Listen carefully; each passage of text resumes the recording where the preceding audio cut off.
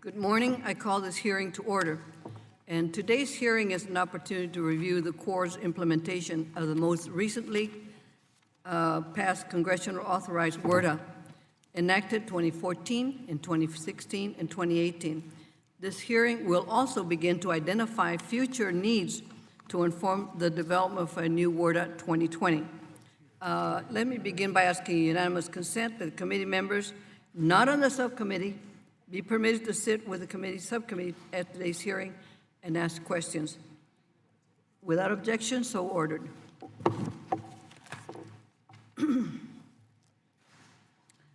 The Army Corps of Engineers is, simply put, the nation's premier water resources expert for our nation. Congress has vested significant responsibility in the Corps to carry out vital navigation, flood control, ecosystem restoration projects for the benefit of our communities and for our nation. Each of these projects has been thoroughly studied by the Corps and authorized by Congress through Biennial Water Resources Development Act. This committee, on a bipartisan basis, right? Yes, has traditionally worked to move a Water Resource Development Act every 2 years and has successfully enacted 3 consecutive Water Resources Development Acts since 2014. Through these WRDAs, this committee seeks to address local, regional, and national needs through authorization of new core projects, studies, policies that benefit every corner of our nation. The core implementation of the Water Resource Development Act, particularly WRDA 2018, is very important for us to understand. We want to know that the Corps implements the law as Congress intended and ensure that the Corps continues to remain responsive to national, regional, and local priorities and to a changing climate, and has the funding to do so. I'm specifically interested in WRDA provisions that involve the National Dam Safety Program, nature-based infrastructure initiatives, using data to enhance operations at our reservoirs, and the Corps' assessment of their authorized project backlog.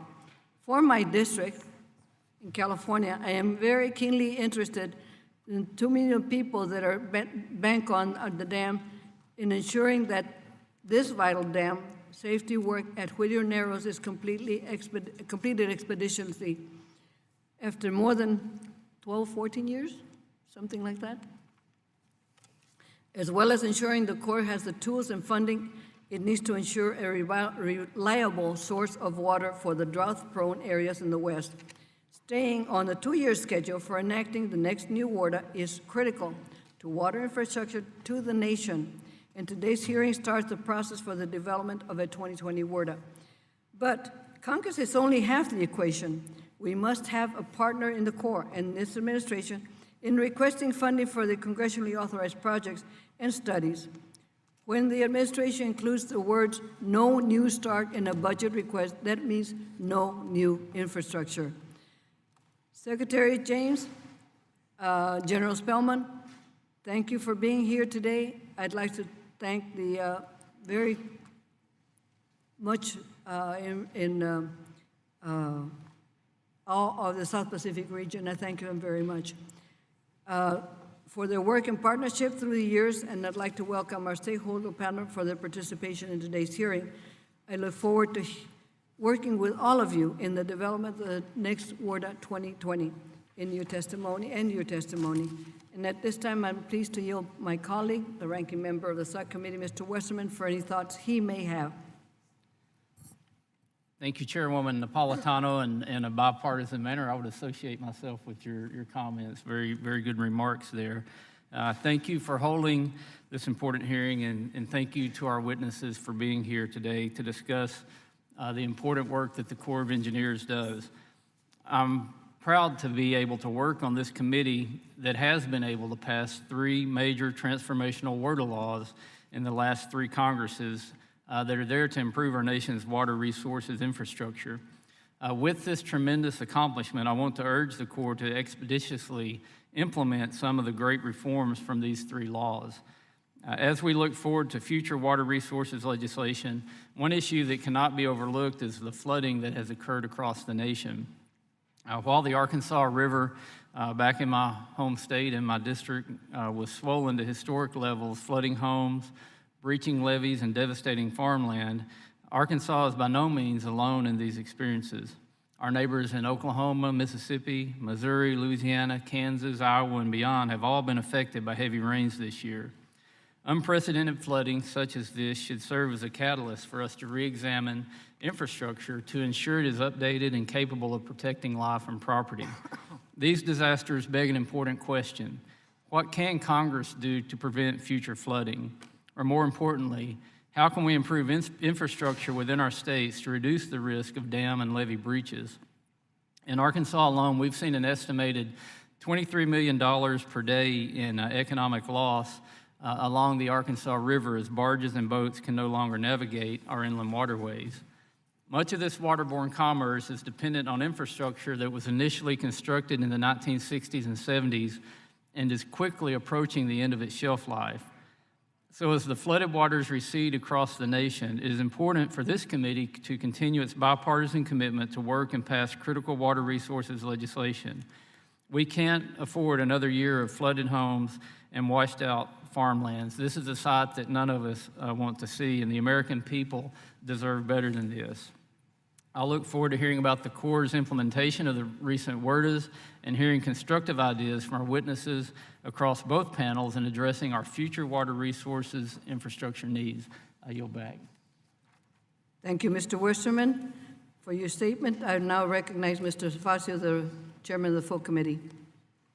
I thank the gentlelady and thank her for holding this hearing to kick off the 2020 Water Resources Development Act authorization. The former chairman, Bill Schuster, got us back on track with doing an authorization every 2 years, and I fully intend to continue in that tradition. The Corps' functions are so critical to many parts of the nation, whether we're talking about navigation or we're talking about flood control, or we're talking about ecosystem restoration, other missions, anticipation of severe climate events with changes in the climate. The Corps operates 2,200 levees, 700 dams, largest producer of clean, renewable hydropower in the United States of America.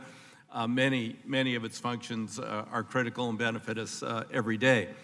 WRDA provides direction to the Corps, we will, as I said, do a 2020 bill, but we do want to look back at the past bills and see whether these bills and the reforms and programs that they proposed have been implemented as intended. It's also critical, and I'm not going to press the secretary on this. We had a former colleague who sat in that role a number of years ago, and I asked him, I said, is this budget adequate to do what the Corps needs to do? And he said, no, it isn't. And the next Monday, he decided he wanted to leave his job for family purposes. So I'm not going to put you on that spot, but as much as possible, you've got to advocate for and tell us your needs so that we can anticipate them. I also intend to fully utilize the Harbor Maintenance Trust Fund for its intended lawful purpose, stop diverting funds to other parts of the government, and recapture the funds that have been essentially sequestered somewhere in the bowels of the Treasury on a computer or somewhere. So that bill passed out of committee. I'm pushing my leadership to move that bill through the House. On a daily basis, we have less than 40% utilization to authorize depths at the 50 largest harbors in America. Other places in my district and others, jetties are crumbling, and the faster and the more they fail, the more they cost to repair. And we've got to get at these tasks. We've got to unlock those funds and get the job done. So I welcome the secretary and the general here today, and I mean no disrespect, but I have to go to deal with some aviation issues, but there will be, I'm certain, much interest on the committee, and we look forward to your testimony. Thank you for being here, and thanks to the other witnesses also. Thank you, Mr. DeFazio. I now yield to the ranking member for the full committee, Mr. Graves. Thank you, Madam Chair, and Ranking Member Westerman for obviously holding this very important hearing. In the past, as has been pointed out already, the past 3 Congresses, this committee has passed 3 worded bills, and I look forward to doing that again and enacting another one into law in 2020. As we look at the future needs of our country, and one of the most relevant issues continues to be the extensive flooding that we're seeing on the Mississippi River and the Missouri River basins. In 2011, we thought that we had learned our lesson from an historic Missouri River flooding incident, but once again, here we are 8 years later, and we find ourselves in even worse shape. While we don't know what the full cost of this flooding season is going to be, we anticipate that it's probably going to be several $billions. And the costs of flood damage are extensive and includes agricultural losses, business interruption, infrastructure damage, and individual and public assistance. The first levee breaches in my district occurred in mid-March, and some ground's been underwater ever since then, flooded for almost 4 months. When farmland is flooded for that long, it can be completely covered in sand, in sediment, and what that does is render it unusable for many years. In my district, I have 81 levee systems and almost 3,000 miles of levees, 3,000 miles of levees protecting highly productive farmland and thousands of residents and businesses along the Missouri River, virtually, and the Mississippi River for that matter. Virtually every levee from Iowa to Kansas City overtopped or breached from the initial March event, and again in May and June with those flooding events. Almost every levee downstream of Kansas City, they overtopped and breached. And when levees breach, then residents have a very short period of time to collect what belongings they can and get to higher ground. Thousands of acres of farmland become utterly devastated and may never see a crop again. Road closures cost businesses, gas stations, convenience stores, restaurants, retailers, you name it, other businesses, it costs them a lot of income. And ultimately, it costs local jurisdictions a lot of revenue. States, counties, cities, and a lot of other local entities are going to continue to have to spend money that they simply don't have for critical infrastructure repair and municipal services. But the most important impacts of the flood are the impacts on people. I have neighbors, friends, and family that have all been devastated by this flooding event. And the displacement and disruption of people's lives is more than just dollars and cents. It's a disruption of their peace of mind, their feeling of safety, and the prospect of having to pick up the pieces and try to rebuild their lives and their communities. Missourians are tough, and we're going to get through this together, but we can't lose perspective on what was really lost here as we strive for better outcomes from the public policy that we're going to debate here in Congress.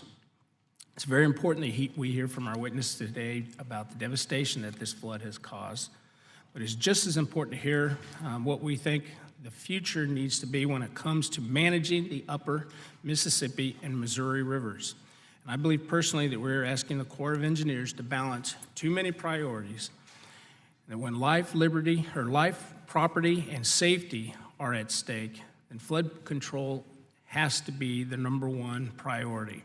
From Gavin's Point Dam to the mouth of the Missouri River, we are slated to spend only $13 million on annual levee maintenance, while at the same time, we're slated to spend $30.7 million on wildlife reclamation and habitat creation in that same stretch of river. The fact of the matter is there has to be some adjustments made on the consideration of people's lives and their property. And with that, Madam Chairman, I look forward to hearing from a witness today, and I yield back. Thank you, Mr. Graves.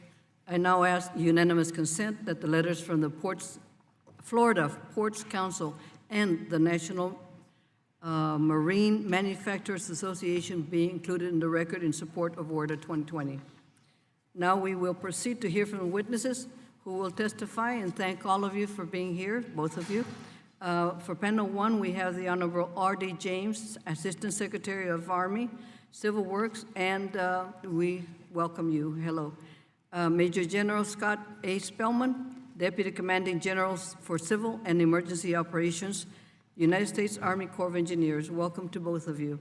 Without objection, your prepared statements will be entered into the record, and all witnesses are asked to limit their oral remarks to 5 minutes. And Secretary James, you may proceed.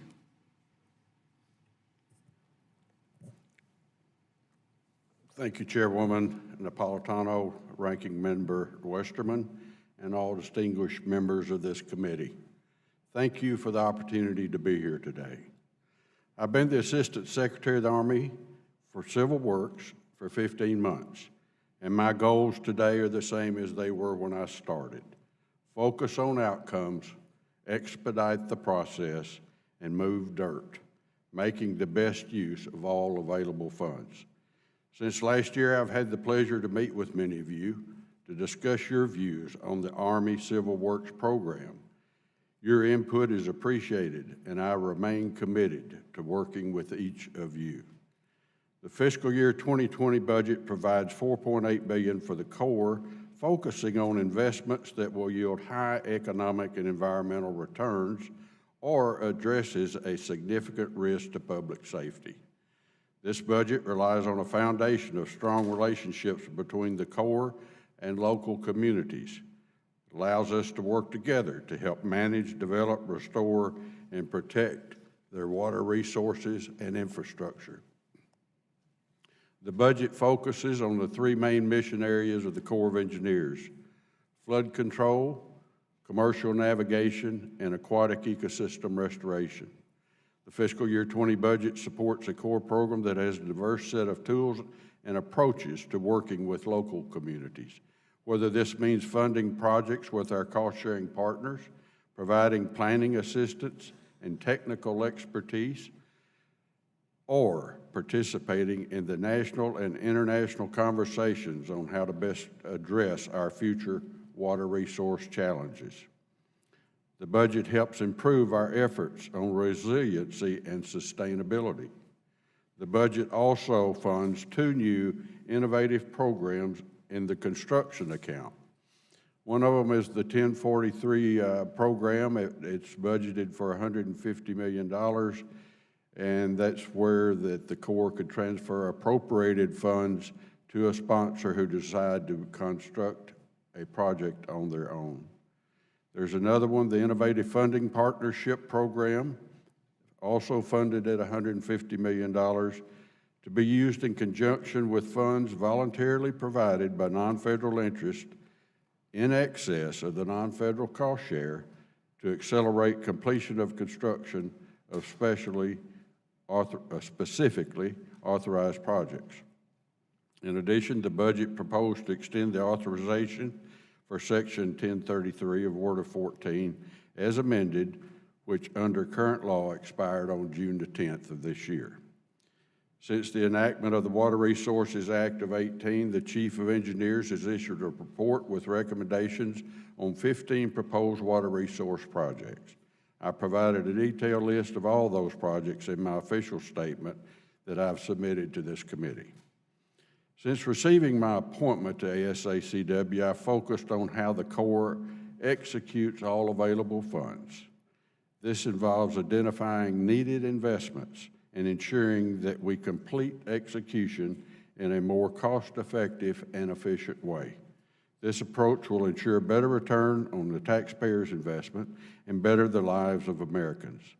Under my oversight and direction, and with the help of Lieutenant General Semonite and his team, such as General Spellman, the Corps is committed to improving the performance of the Civil Works program. The Corps also is using its engineering expertise and relationships with project partners and stakeholders to develop new approaches to address some of the most pressing water resource challenges facing our nation. And I'd like to say there that we're trying, I feel like the Corps got away from working with their partners. I'm talking about the local people on the ground that the district engineers work with regularly. And we're trying to get back to that. We're trying to invite our partners to meetings. We're trying to make them part of the process and the decisions that we make as a Corps of Engineers. And I feel that's very important. Improving performance and timely delivery of quality products continue to be one of my highest priorities. To that end, I have completed the guidance for all provisions of the Water Resource Development Act of 2018. And much to my distress, I discovered when I took this office in February of 2018, there was guidance outstanding due this committee from 14 and 16. I pledged to myself that after the Word 18 was passed, we would not let that happen.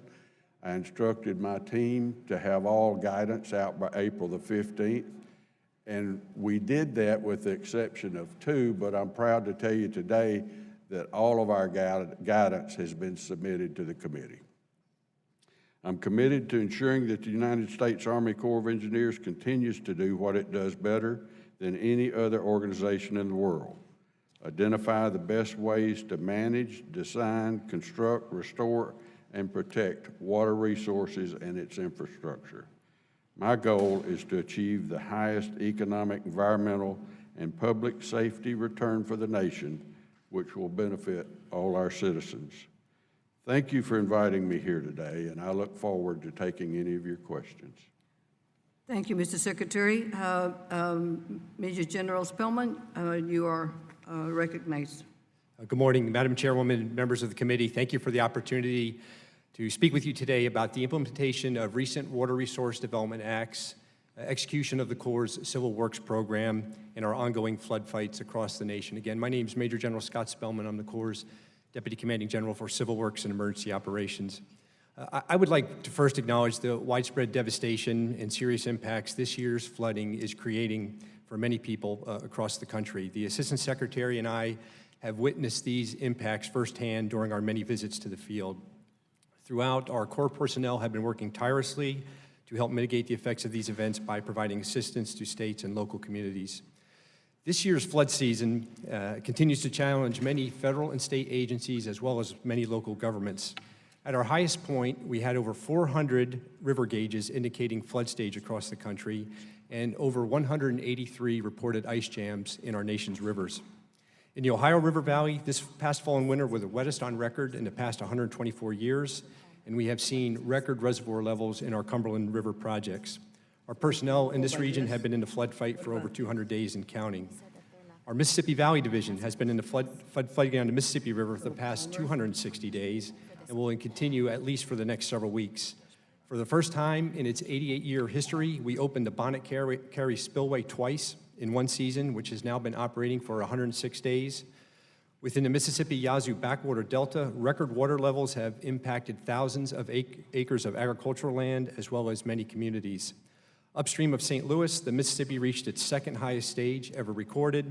And even this week, we are closely monitoring a low-pressure system in the Gulf of Mexico that may evolve and produce a surge, elevating the lower Mississippi River to 19 feet above sea level as early as this Friday. On the Missouri River, the flood event that began on March 13th was a combination of rainfall, warm temperatures, and rapid snow melt, all on top of saturated and frozen soil.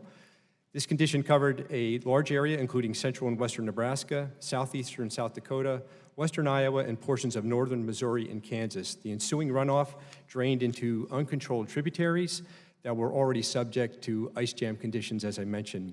And this combination of events led to record discharges on a number of rivers where we reached major flood stage in less than 48 hours. This event is still ongoing as prolonged rainfall continues to bring river stages well out of bank from Omaha to the Missouri's confluence with the Mississippi just above St. Louis. On the Arkansas River, the flood event that began in May was also due to intense and prolonged rainfall, again on top of saturated soils that led to record stages and flows from Tulsa, Oklahoma to the river's confluence with the Mississippi. This event is also ongoing as well, and many of our reservoirs in this region have also established new pools of record. In many of these watersheds, our core dams and reservoirs have prevented even more significant flooding downstream of those projects, averting millions of dollars in additional property damage, as well as saving countless lives. Today, I want to assure the committee that our Corps' #1 priority in all of our operations remains life and public safety as we continue to address the many flooding challenges across the country. As of this morning, we have identified over 160 levee breaches that require repair, and we are working with states and non-federal sponsors to expedite that work. We also want to thank this committee and the Congress for the authorities and flexibilities it has provided the Corps to address these and many other challenges. These tools, accompanied with record levels of Civil Works appropriations for the Civil Works program, are making a positive difference.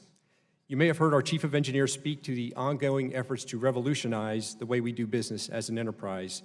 The authorities provided by this committee continue to enable his initiative.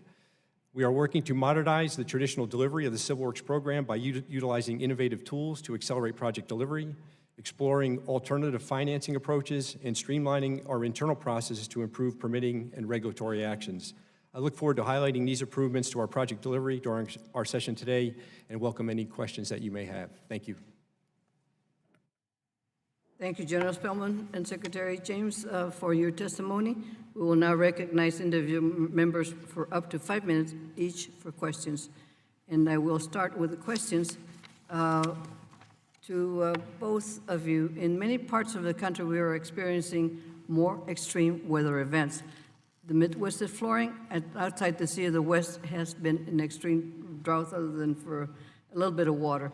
How is the core century-old infrastructure adapting to deal with the changing conditions of today?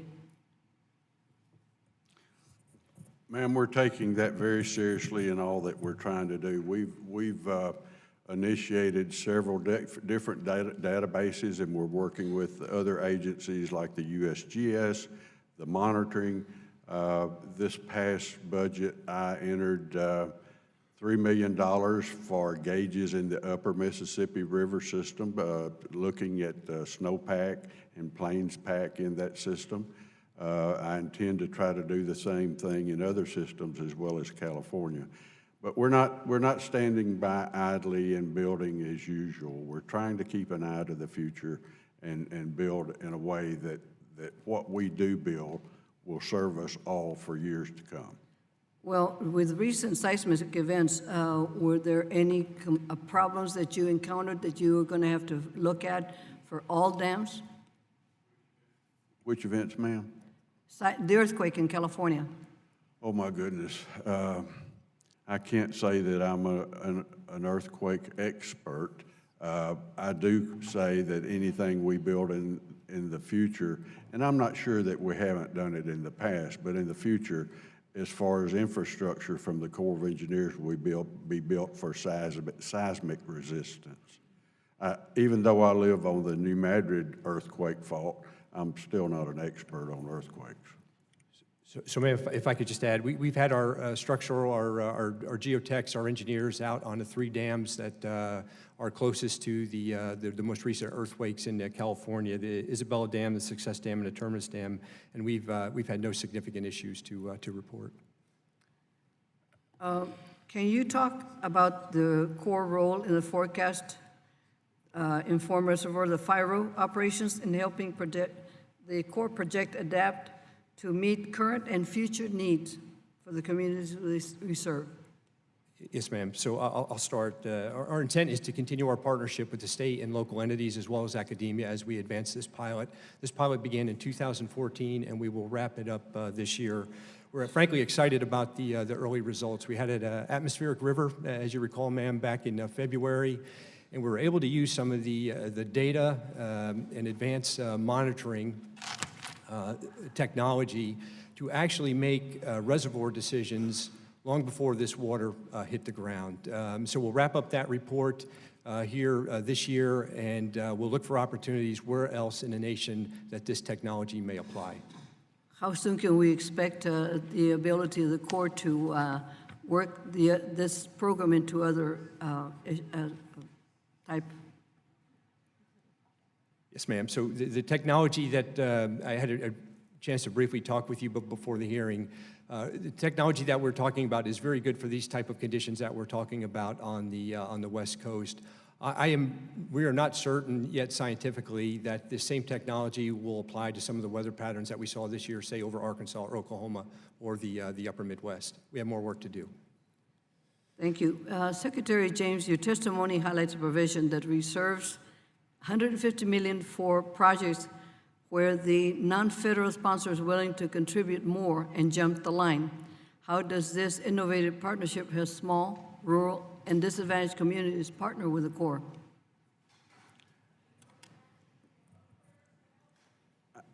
I think the purpose of this process and this innovative funding will allow people that have the money to do that to move forward and do it. I'm not sure it will put them in front of the line of those like myself that has to stay under the original cost share agreement.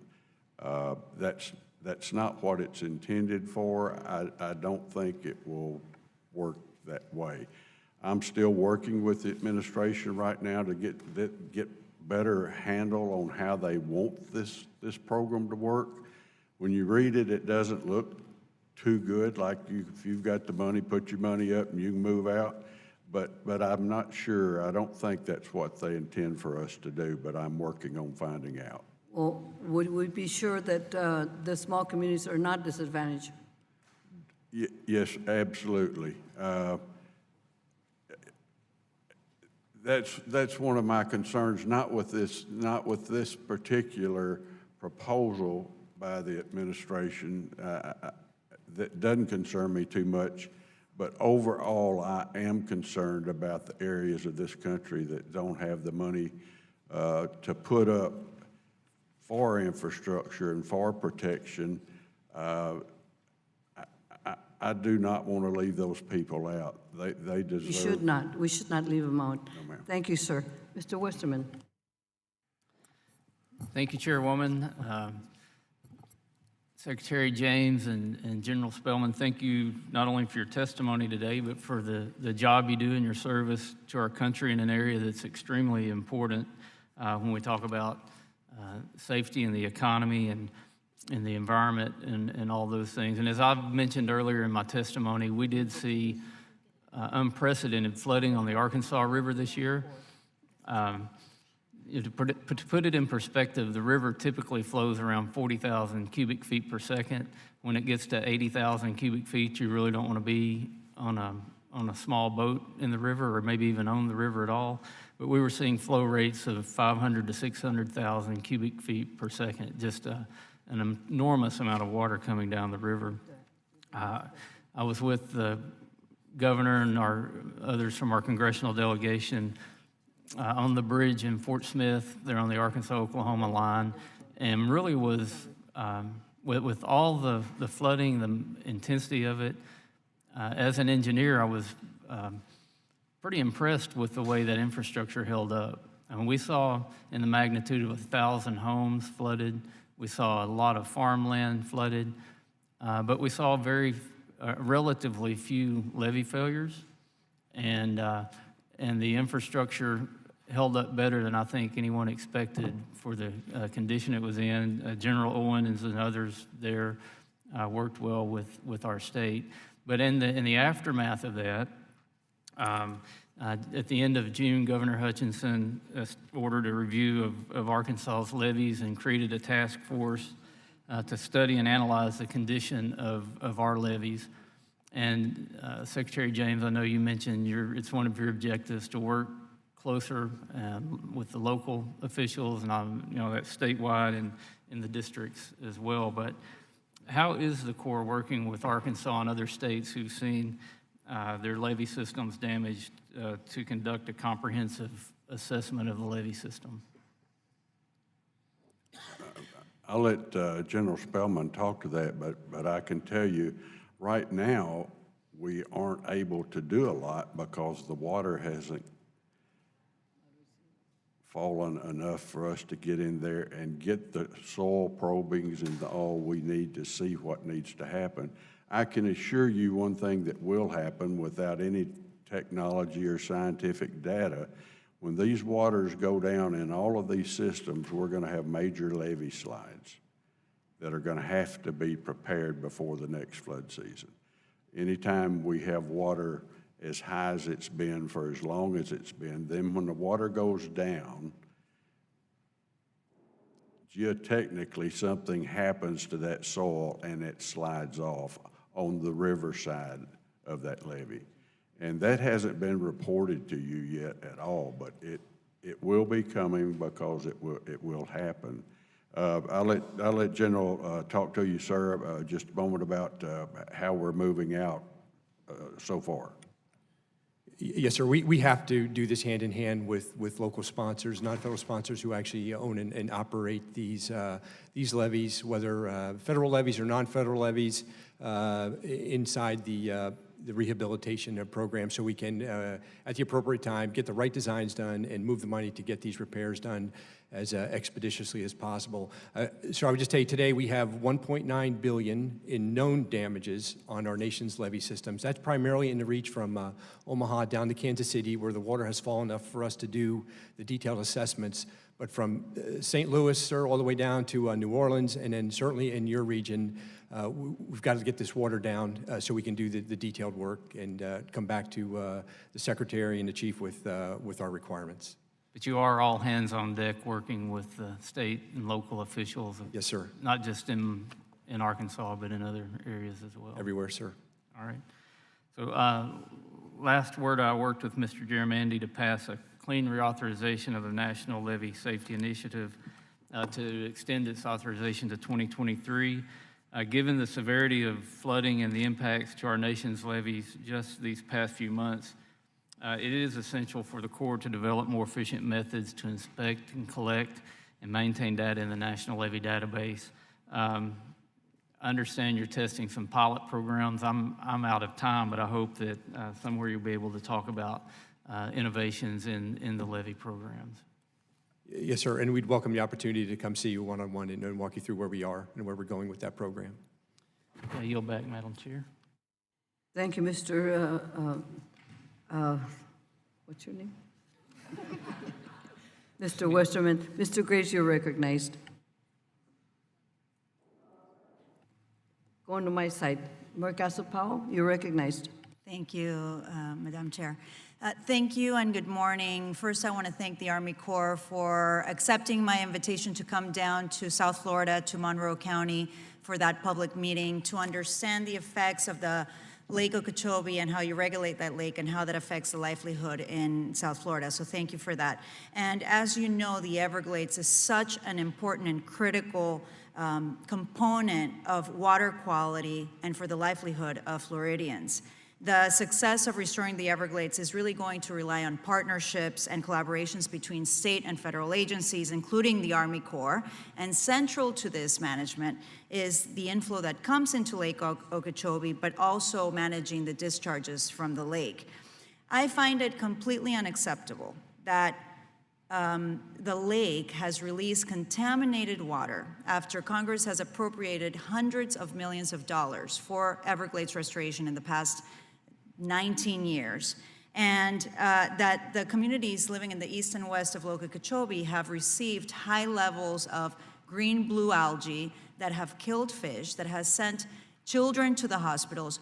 We are experiencing such a crisis, a public health crisis in our communities because of the high toxicity of Lake Okeechobee that's coming from the Lake Okeechobee. Also on the south, hundreds of thousands of acres of seagrass has died because of low levels of water coming down from Lake Okeechobee. So clearly something is just not working. And I know that there's a long history. We can talk about what has happened in the past, but I want to take this opportunity to understand what we need to do and to do a better job of protecting the public health as we're regulating the lake. So General Spellman, I know that you mentioned that your mission is and your goal is, or the priority is the life and public safety of your communities, which I would assume public health is a part of that as well. So who do you think needs to be at the table involved in making these decisions, managing the health of the lake and the discharges? And what can the Corps specifically do to avoid another disaster, which we saw last summer? So the first question, everyone has to be on the table, the federal partners, not just the Corps, but also all state and local agencies. And we think we have that in our governance meetings where Colonel Kelly makes the decisions on releases. I would just say also as a general statement that the Corps is all in. We are going to use all of our operational flexibility from our water control manual at Lake Okeechobee to our construction capabilities, as well as our research capabilities to help the state deal with this water quality issue. There are no short-term solutions, ma'am, to the broad problem that you outlined, but there are a number of projects ongoing all around that lake that will contribute to the long-term solution for your constituents. Who is right now responsible for measuring the algae levels in the lake? Measuring.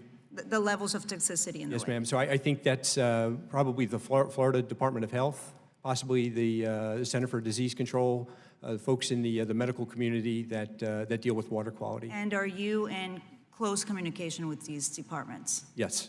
Would you be able to provide to me a communication plan on, once you understand the levels of toxicity, what the next steps are before you decide to release that water? Yes, we can share with you how we govern our governance process that's a decision-making that our district commander goes through when he's deciding where and when to release. Okay. And what do you think we can do in Congress at the federal level to help reduce the risk of the toxicity, both in the short term and the long term, as we release the water into our communities? Yes, ma'am. As I said, there's a number of probably about 64 in total in the South Florida Ecosystem Restoration Program that will need continual investment over the ensuing years so that we can get the infrastructure in place to help the state deal with this water quality issue. Will the $200 million that I requested that has been approved and appropriated to continue the Everglades Restoration project be helpful, and how quickly can we expect the completion of that project? Yes, ma'am, absolutely. It's going to help us expedite this program. So with the $200 million in the president's budget request, we will complete the Kissimmee River restoration next year. We'll continue our construction and oversight for the C-43 West Storage Basin. We'll continue our construction, oversight, and design for the Indian River Lagoon South on the east side of Lake Okeechobee. That project will be complete in 2022. And of course, we'll continue our development and planning with the South Florida Water Management District for the design of the Everglades Agricultural Area Reservoir. That's all next year. Thank you, General. I yield back my time. Thank you, Ms. Murkison-Powell. Mr. Graves, you're recognized. Thank you. I want to follow up on Ranking Member Westerman. You said that your preliminary numbers between Omaha and Kansas City are 1.9. Yes, sir. That's for the levees that we can get down to the toe and actually do adequate assessments. We know there are many more levees that have been overtopped and damaged throughout the country. And obviously, that it's going to take a little while with those assessments. Do you have any idea what that number might rise to? Sir, I don't. It's still raining. We've got a large storm coming in here this weekend. We still got a lot of flow in the upper Missouri River that has yet to make its way through the basin. Sir, I don't have a good estimate for you. So that's just on those breaches that you've been able to get into then? Yes, sir. And then real quick, and I don't know if this is for Secretary or not, but as far as the Midwest supplemental goes, when's that money going to hit the ground? We've kind of got a clock ticking out there. I'm sorry, sir, I didn't The understand. Midwest supplemental dollars that were approved, you know when that money's going to be distributed? That money has been separated into different line items at this time. The general may have a paper on that, I don't, but as soon as we can get our hands on it, which we don't yet. Okay. I don't have the money yet, but it's hopefully pending quickly. But we can start work on some areas pretty soon, but doggone it, it's the rivers are still just so high, there's not a lot of work we're going to be able to do. Like if we were going to repair a levee, how are we going to get the bar area? Yeah, no, I understand. Yes, sir. And so, but the money is coming, but we don't have our hands on it, and I'm not sure how it's divided up. Okay. Yes, sir. So of that $3.25 billion in this most of FY19 supplemental that is coming to the Corps, about $2 billion of that, sir, we're able to use nationwide to deal with some of the damages that we've seen to the levees, and then also of our core projects, our locks and dams. The investigations account and the construction account, those are tied to states and regions that were impacted by last year's hurricanes, Michael and Florence, and also the typhoons out in the Pacific. Is there going to be another supplemental request? I'm assuming there will be as we move forward. There will have to be. You see how that's split up already, and I can tell you now that might not even take care of Missouri, let alone Arkansas, the rivers now, not the states, the Arkansas River and the Mississippi River. It's just hard to tell, but if I were a betting man, I would bet we will have to have more money to attack the damage that has been done. Thanks, gentlemen. Thank you, Madam Chair. Thank you, Mr. Graves. Mr. Garamendi, you're recognized. Thank you, Madam Chair. Secretary James and General Spillman, I think everyone on this committee recognizes the extraordinary pressure that you're under, the flooding across the nation from West Coast all the way to the East Coast and everything in between. We appreciate your service. We appreciate the challenge that you face. I will draw your attention to the reality of change, and that the way in which we have conducted flood operations in the past has been based on historic situations. We're no longer in such a situation. There's a project that's been ongoing in California now for several years called the Forecast Informed Reservoir Operations Program. I draw the attention of the committee to that. This is based upon real-time information that's now available from satellites and other technologies that are available. And we appreciate the implementation of that on the rivers in California, and I suspect it may be applicable across the nation. Now, I have a whole series of questions that I'm just going to submit for the record. No use taking the time of the committee or your time here today, Secretary James. Projects in California in the Sacramento Valley, do thank you for coming out, both of you, for coming out and observing what we're doing in the Central Valley. Interesting article in the Sacramento Bee. If the same downpour that hit Washington were to hit the American River, water would be 30 feet deep in Sacramento. So we know we have problems across the nation. Specifically, General Spillman, Section 204 and Section 1043 provide flexibility for local agencies to conduct programs. Without going into the detail, could you please explain why the Corps is so reluctant to move aggressively using these authorities to devolve programs and construction to the local agencies? Sir, I would say we do want to aggressively use them. We are after anything, any authority or capability that will allow us to, as the Secretary would say, move dirt or get to construction or complete projects quicker. So, sir, if there are examples in your district where we're not doing that, we would like to know and take action. We will so inform you.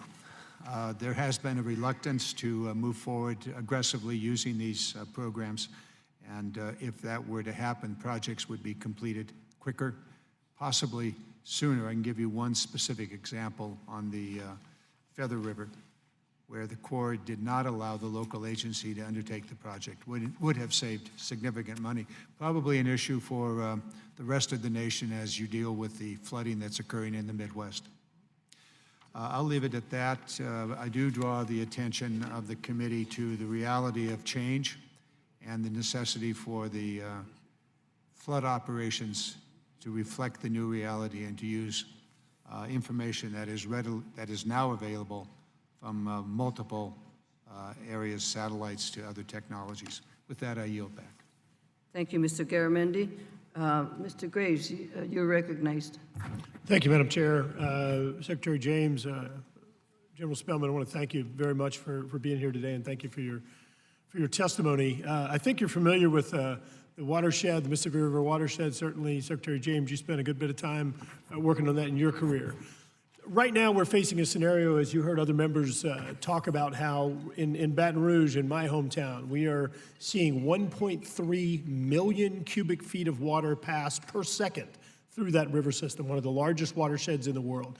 We now, as you know, have a tropical depression in the Gulf of Mexico that appears to be coming up in the next few days that by some model projections are going to cause the Mississippi River levees to overflow because of that higher storm surge coming in at the bottom of the levee system. We are draining water from Montana to New York to Canada, all through this huge watershed.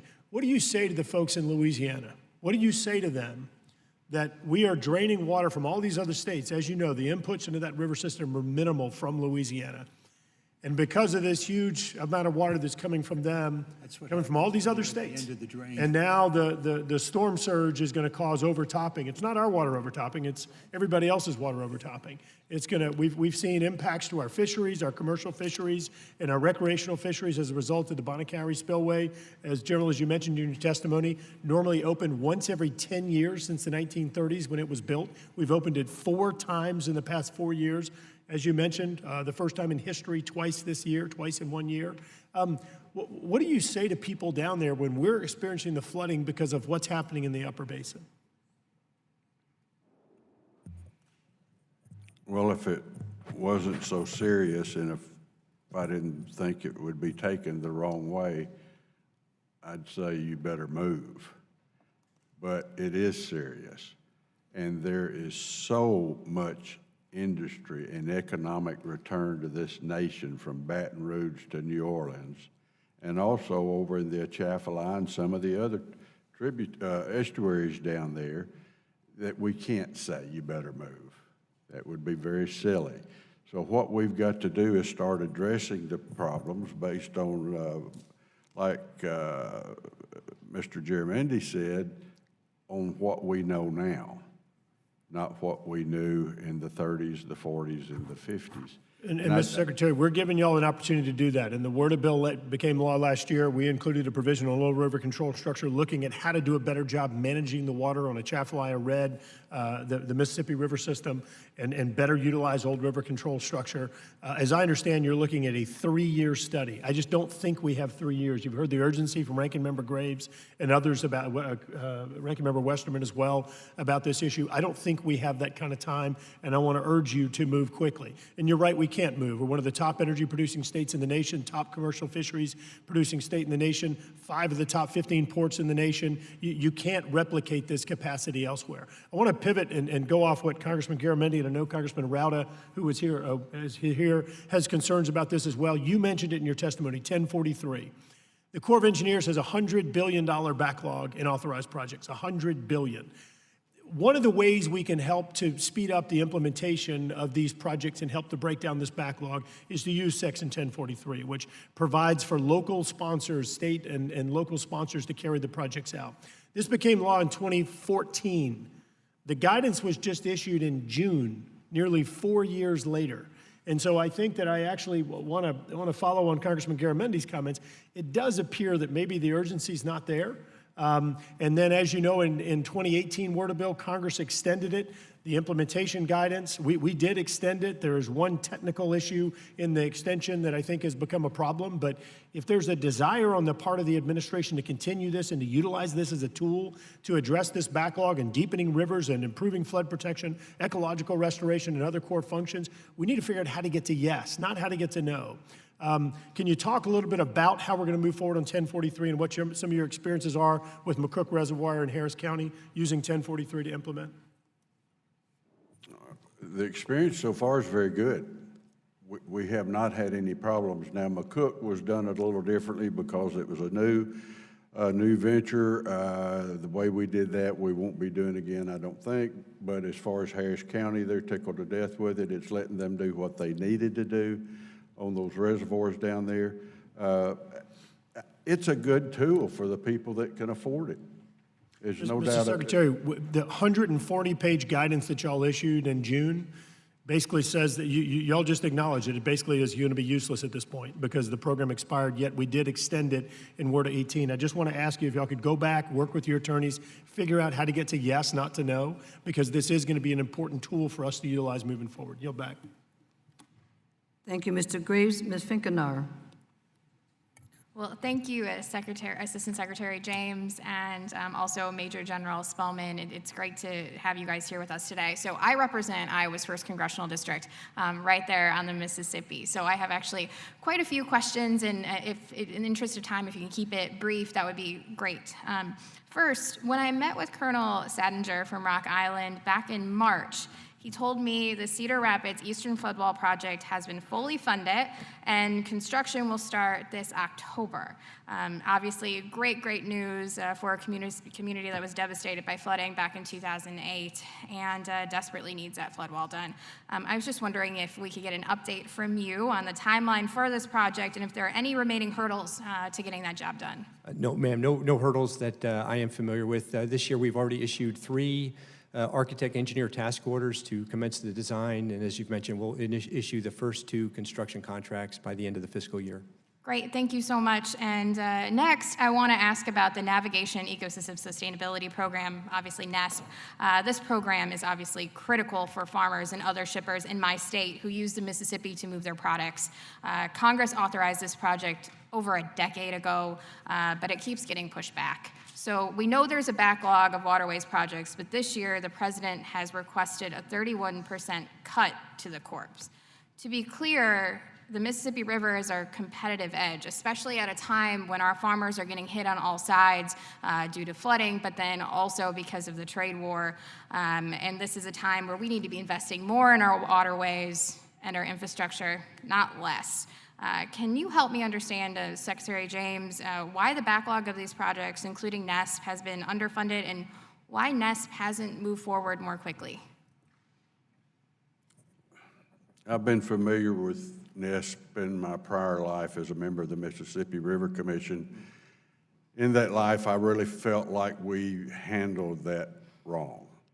Since I got here in this job, I have discovered that the Congress and the industry wants to do it as it is, navigation, ecosystem, restoration, sustainability together.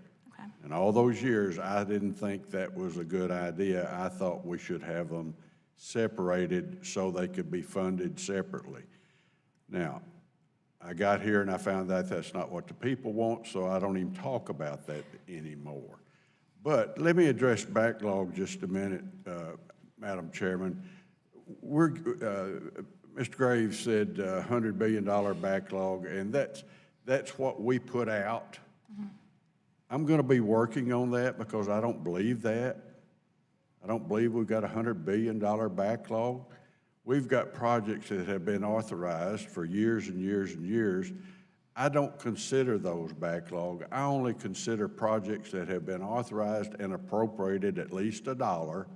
That means the Congress is willing to put its money where its mouth is, and I call that backlog. Yeah, and Secretary James, I'm sorry, I'm just in the interest of time to follow up on that. If it's not the backlog or if it's not the money, what do we need to do as a Congress to move NESP forward? So far, it's been the lack of will. That's why it hadn't moved forward, and it's very much needed.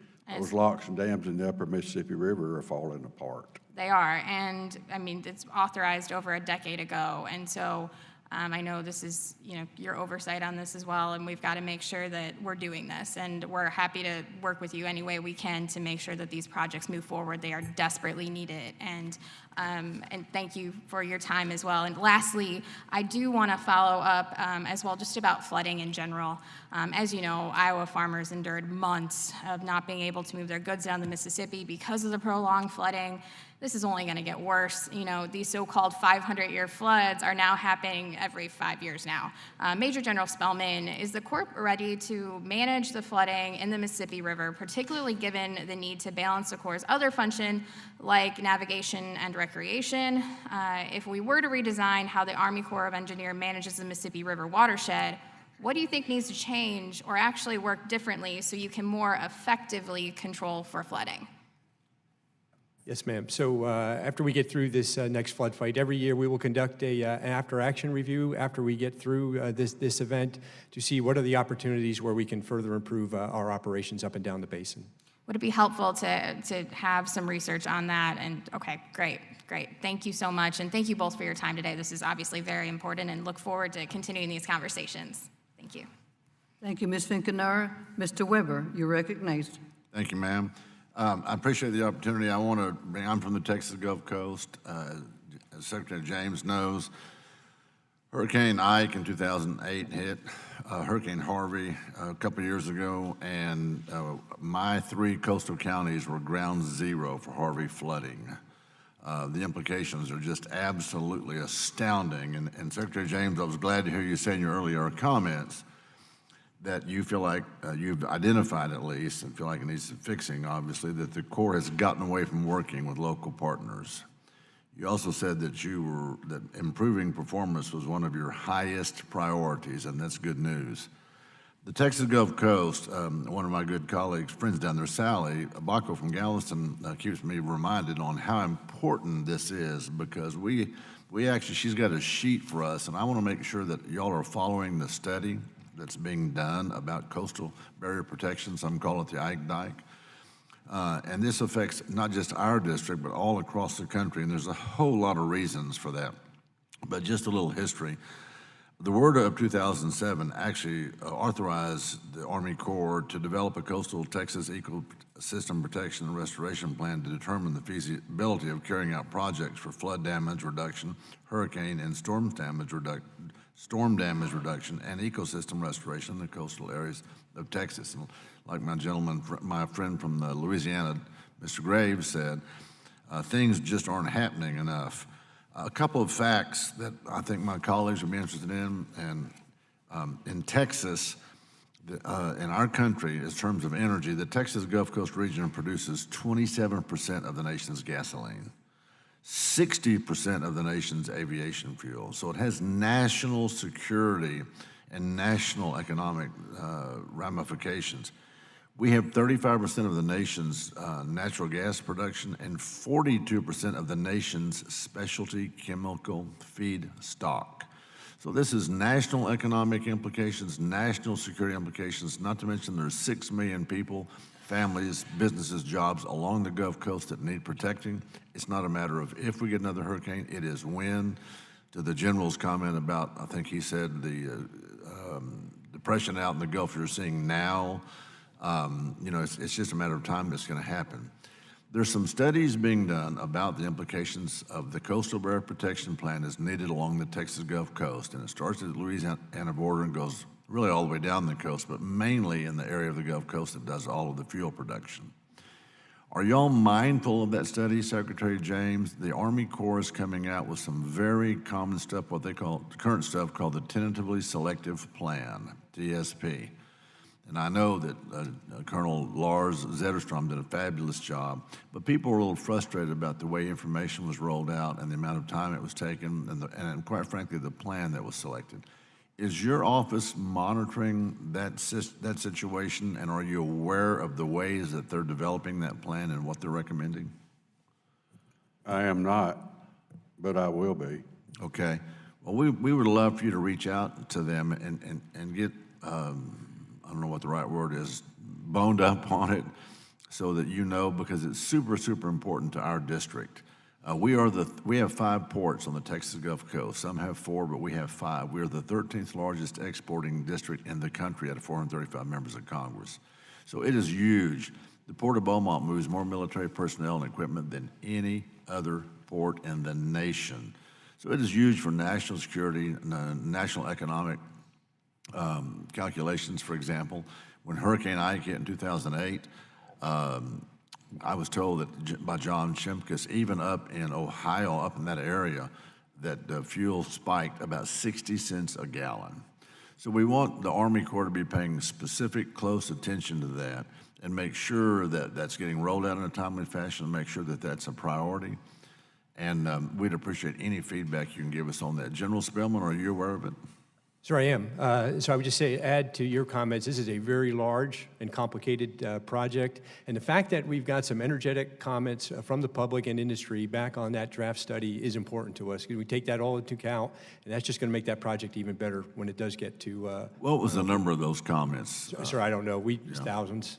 Yeah, absolutely. I'm thinking it's like 8,000. But we really want to focus on the importance of that and the study that was authorized and the fact that it's huge implications, not just for our area, but for the Army, for our national defense, as well as our economy. And with that, Madam Chair, I yield back a second. Oh, and if I may, before I do, I want to say happy birthday to my colleague on the left, Brian Mast. Oh, happy birthday. Thank you, Mr. Weber. Mr. Malinowski, you're recognized. Thank you. Thank you, Madam Chair. I appreciate a chance to hear from our witnesses and just to reiterate our appreciation for the work that the Corps does. It is vital, it is essential, it is greatly needed. You do it with too few resources. We all make demands on you, which you strive to meet within those limited resources, and I recognize that it is sometimes a challenge. That said, I'm going to make demands on you, because that is our job. In the district that I represent in New Jersey contains portions of the Greenbrook subbasin and the Rahway River basin. We have significant flooding challenges, particularly the Rahway River. In recent years, it has inundated communities in suburban New Jersey that had not experienced that kind of flooding in past years, and we know it will happen again. We have been working, as you know, with the Corps. Our local elected officials have been working with you for years now to try to come up with a plan to deal with this. We were working fairly well with the New York district for some years, and responsibility for the Rahway River project was moved, as you may know, to the New England district. And whether it is fair or not, I have to say there has been some frustration with that move, both the geographic distance, greater geographic distance of the New England district, and also a sense among some of our local elected officials that proposals that they're sending up are being rejected, but not just rejected, but not with the sort of feedback and input that would help us figure out a way forward. So I think my first question is just, I'm hoping to better understand why the management of the project was moved from New York to New England, and then perhaps we can take it from there. Sir, great question. This study has been ongoing for some time. The team from New York District, they outlined 17 alternatives. They looked at 17 alternatives to get after this particular problem set in your district. And we were having a lot of trouble just getting to agreement with the non-federal sponsor on options that would work, that came back that were economically feasible, meaning they had a benefit to cost ratio above 1. So this happens from time when we're just not seeing forward progress. We will move and to try to get another set of eyes, another set of leaders on the problem. I'm taking notes on the frustrations that you've shared on New England District, and I will jump on that, sir. Thank you.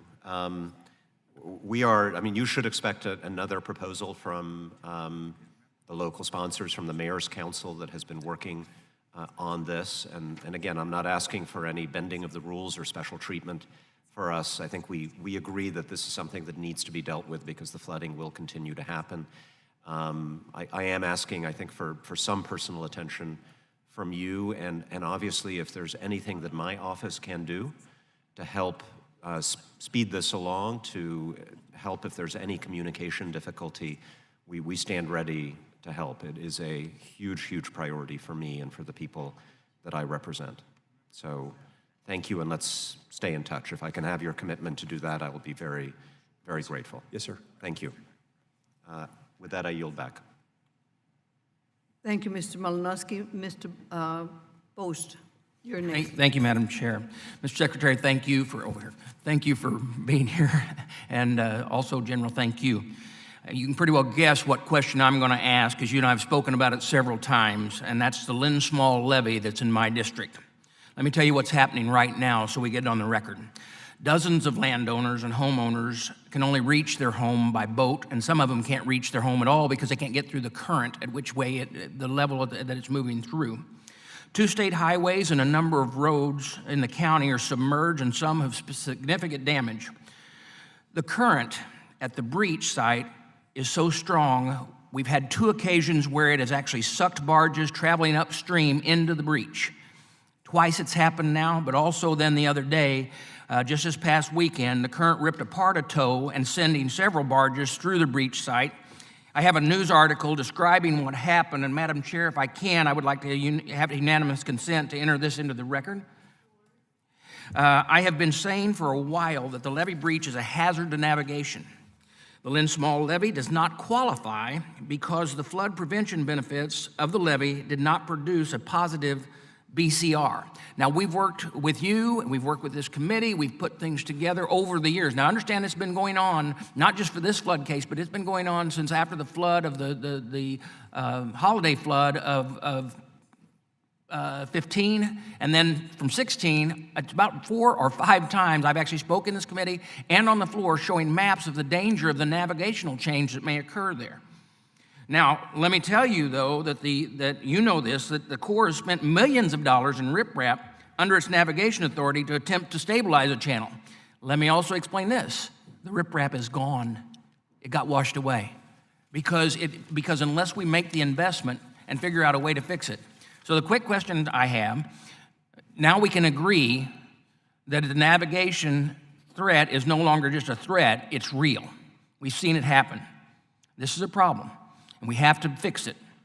Now, I'm going to ask, Mr. Secretary, shouldn't the Corps consider other economic benefits, like commercial navigation, when conducting the BCR for non-federal levee repair, particularly when the levee structures serves multiple purposes as this one does?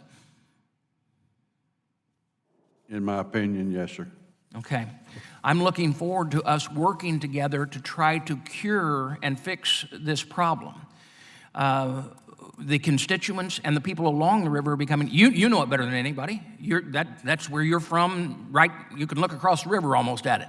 And this is a situation where common horse sense has flown out the window. We are looking at, and this is for members of the committee and to have on record, if we don't cure this problem, and that cut occurs all the way across, now all of a sudden, because of the change in the river level over the 17 miles around that bend, now all of a sudden drops that same level in 3 miles, the navigation stops. That will change the way we transport our goods, whether it's for agriculture or anything else, when we have to all of a sudden stop north of Cairo, transfer off of a barge into trucks, take it south, and then move it that way. This is not a good way to do business. The American people can see it's an issue, but unfortunately, whether it's Congress or working with the Corps, we can't get this figured out. I'm looking forward to making sure we get it figured out and we get it fixed. And I don't know what you would suggest or the general would suggest that we can do, because this isn't going away. We've got to get it fixed.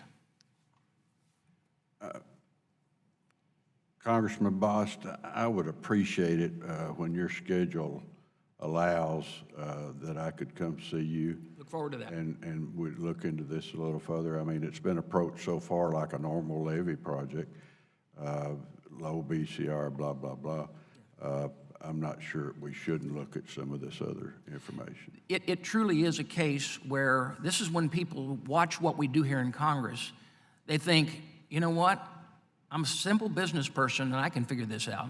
Or I'm a simple farmer and I can figure out how to cure a problem when it develops. But yet we've had this problem since, and I'm not blaming you. I thank you for the offer.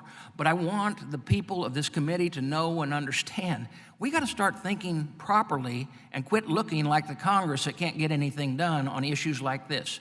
We've got to work together and see when a problem is developing to this level so that we can actually focus and work on it. And the people in my district, the farmers there, you know, this isn't about their land anymore. Their land's gone. It is under so much sand, it doesn't matter. You're not going to, you know, unless somebody wants to open up a sand pit down there when we get the levee back in place, there's just not a lot we can do there. Thank you. Your time is up. With that, I yield back. Thank you, Madam Chair. Thank you. I now recognize Congressman Lowenthal for 5 minutes. Thank you. And my first question is to Mr. James. First, thank you for coming to our committee and describing to us the important work of the Army Corps across the nation. But I want to take this opportunity to mention 2 projects in my district, which I think are moving along. I just want to mention that, maybe also ask General Spellman also about that.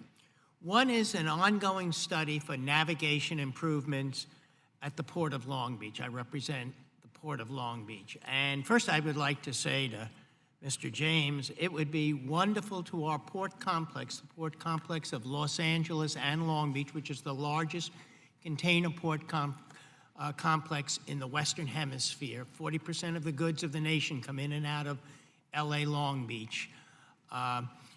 If you'd come and visit our port complex. We, the Army Corps and the LA District in particular, have been tremendous partners to our port complex. And especially now I'm talking about the Port of Long Beach, ensuring that the port remains a key component or a vital component in the global supply chain. What we're talking about are improvements that will enable the safe navigation of these mega ships, which now have been developed. And so, but we need really help in making sure the navigation that they can come in and out of our harbor.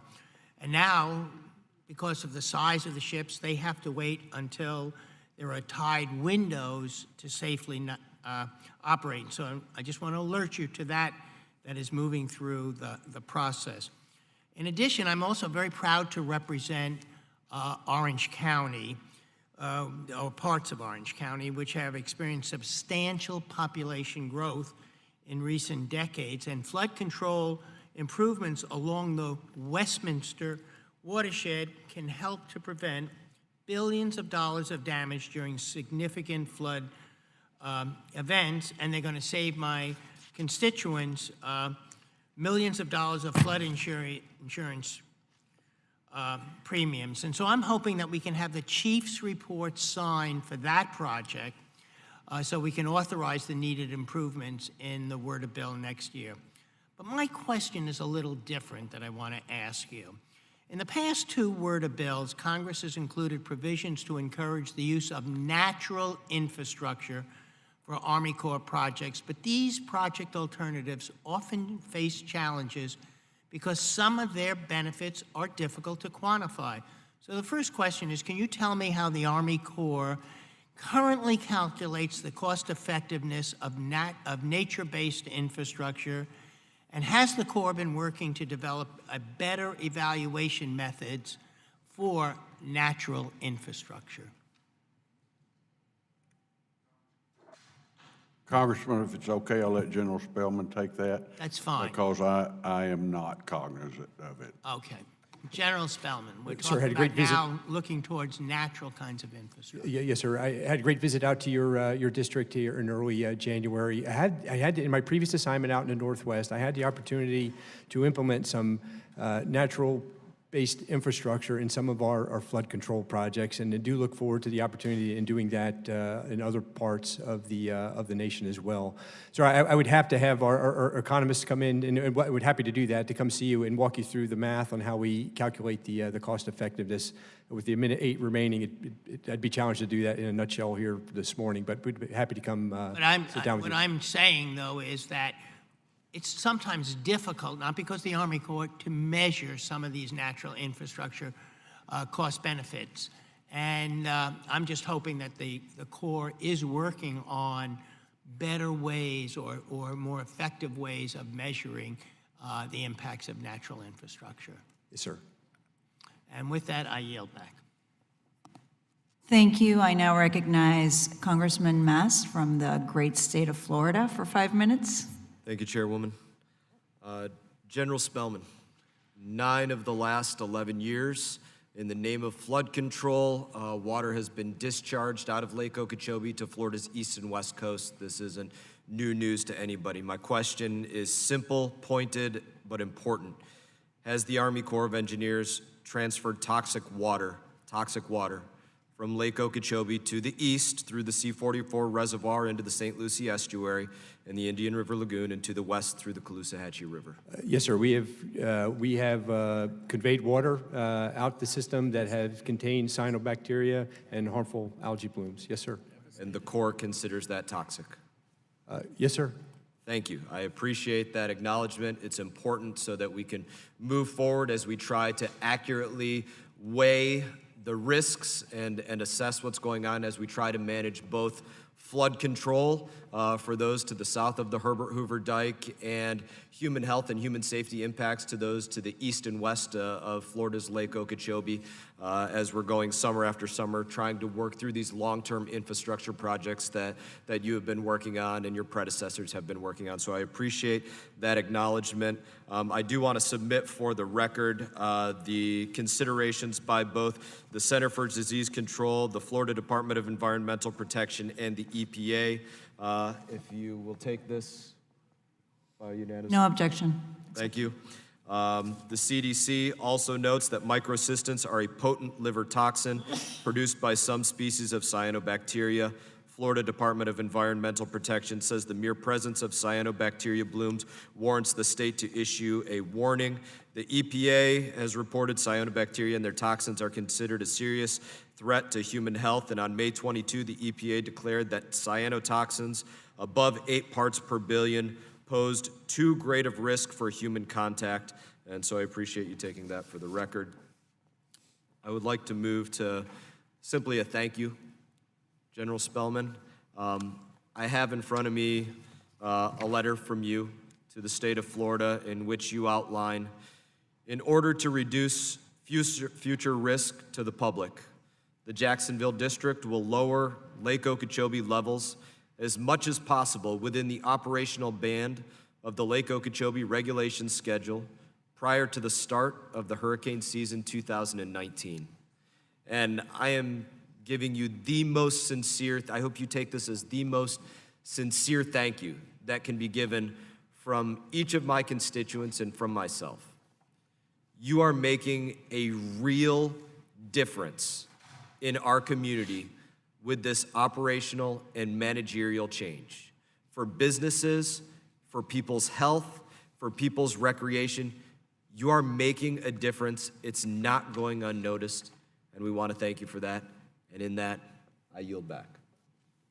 Thank you. I now recognize Congressman Ruda for 5 minutes. Thank you, Madam Chair, and thank you, General Spellman and Secretary James, for joining us here today.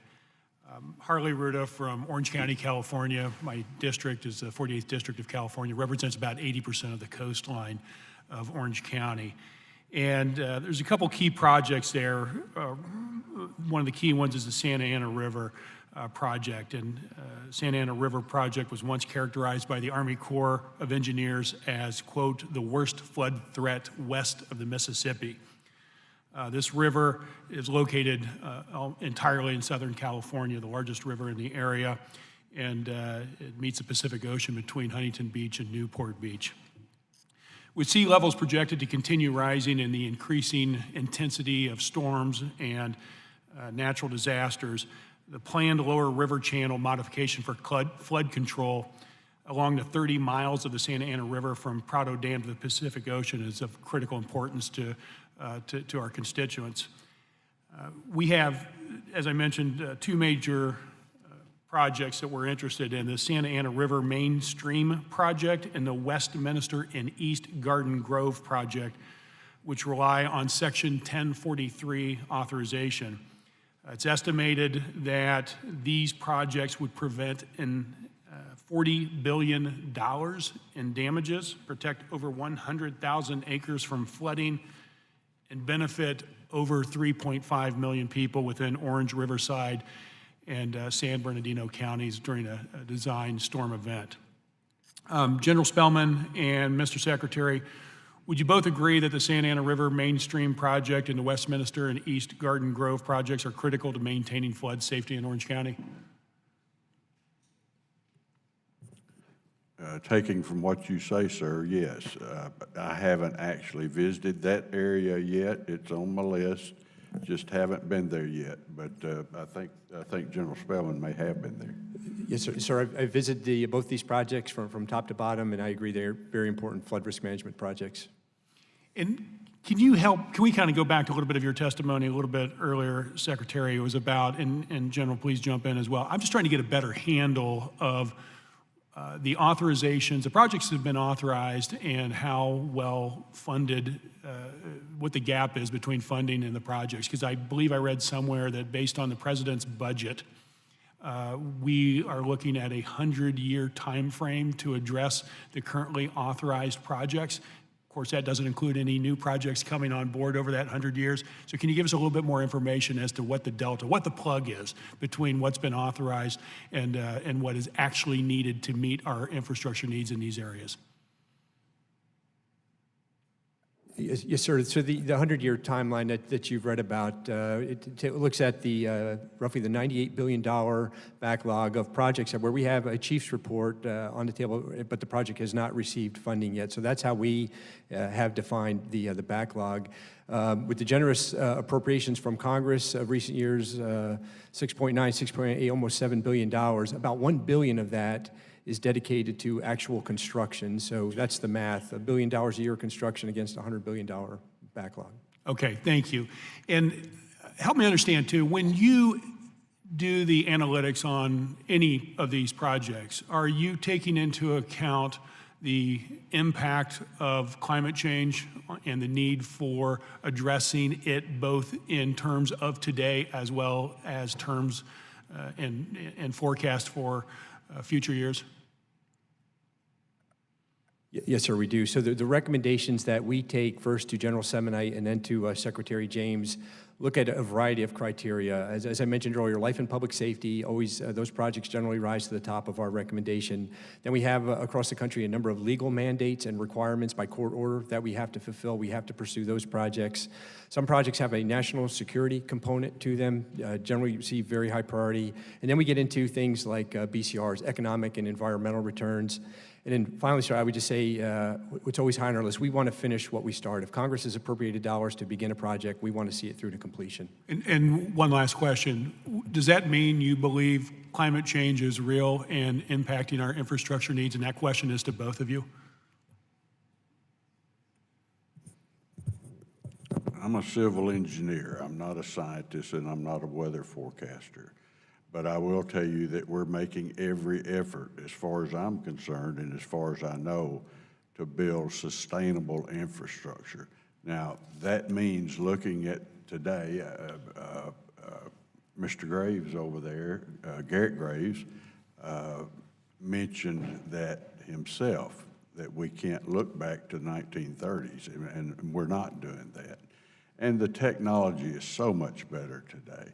We're working with NOAA to try to get rain forecast accurate up to 24 hours, within 24 hours. We're not there yet, but we're working on that. Things like that.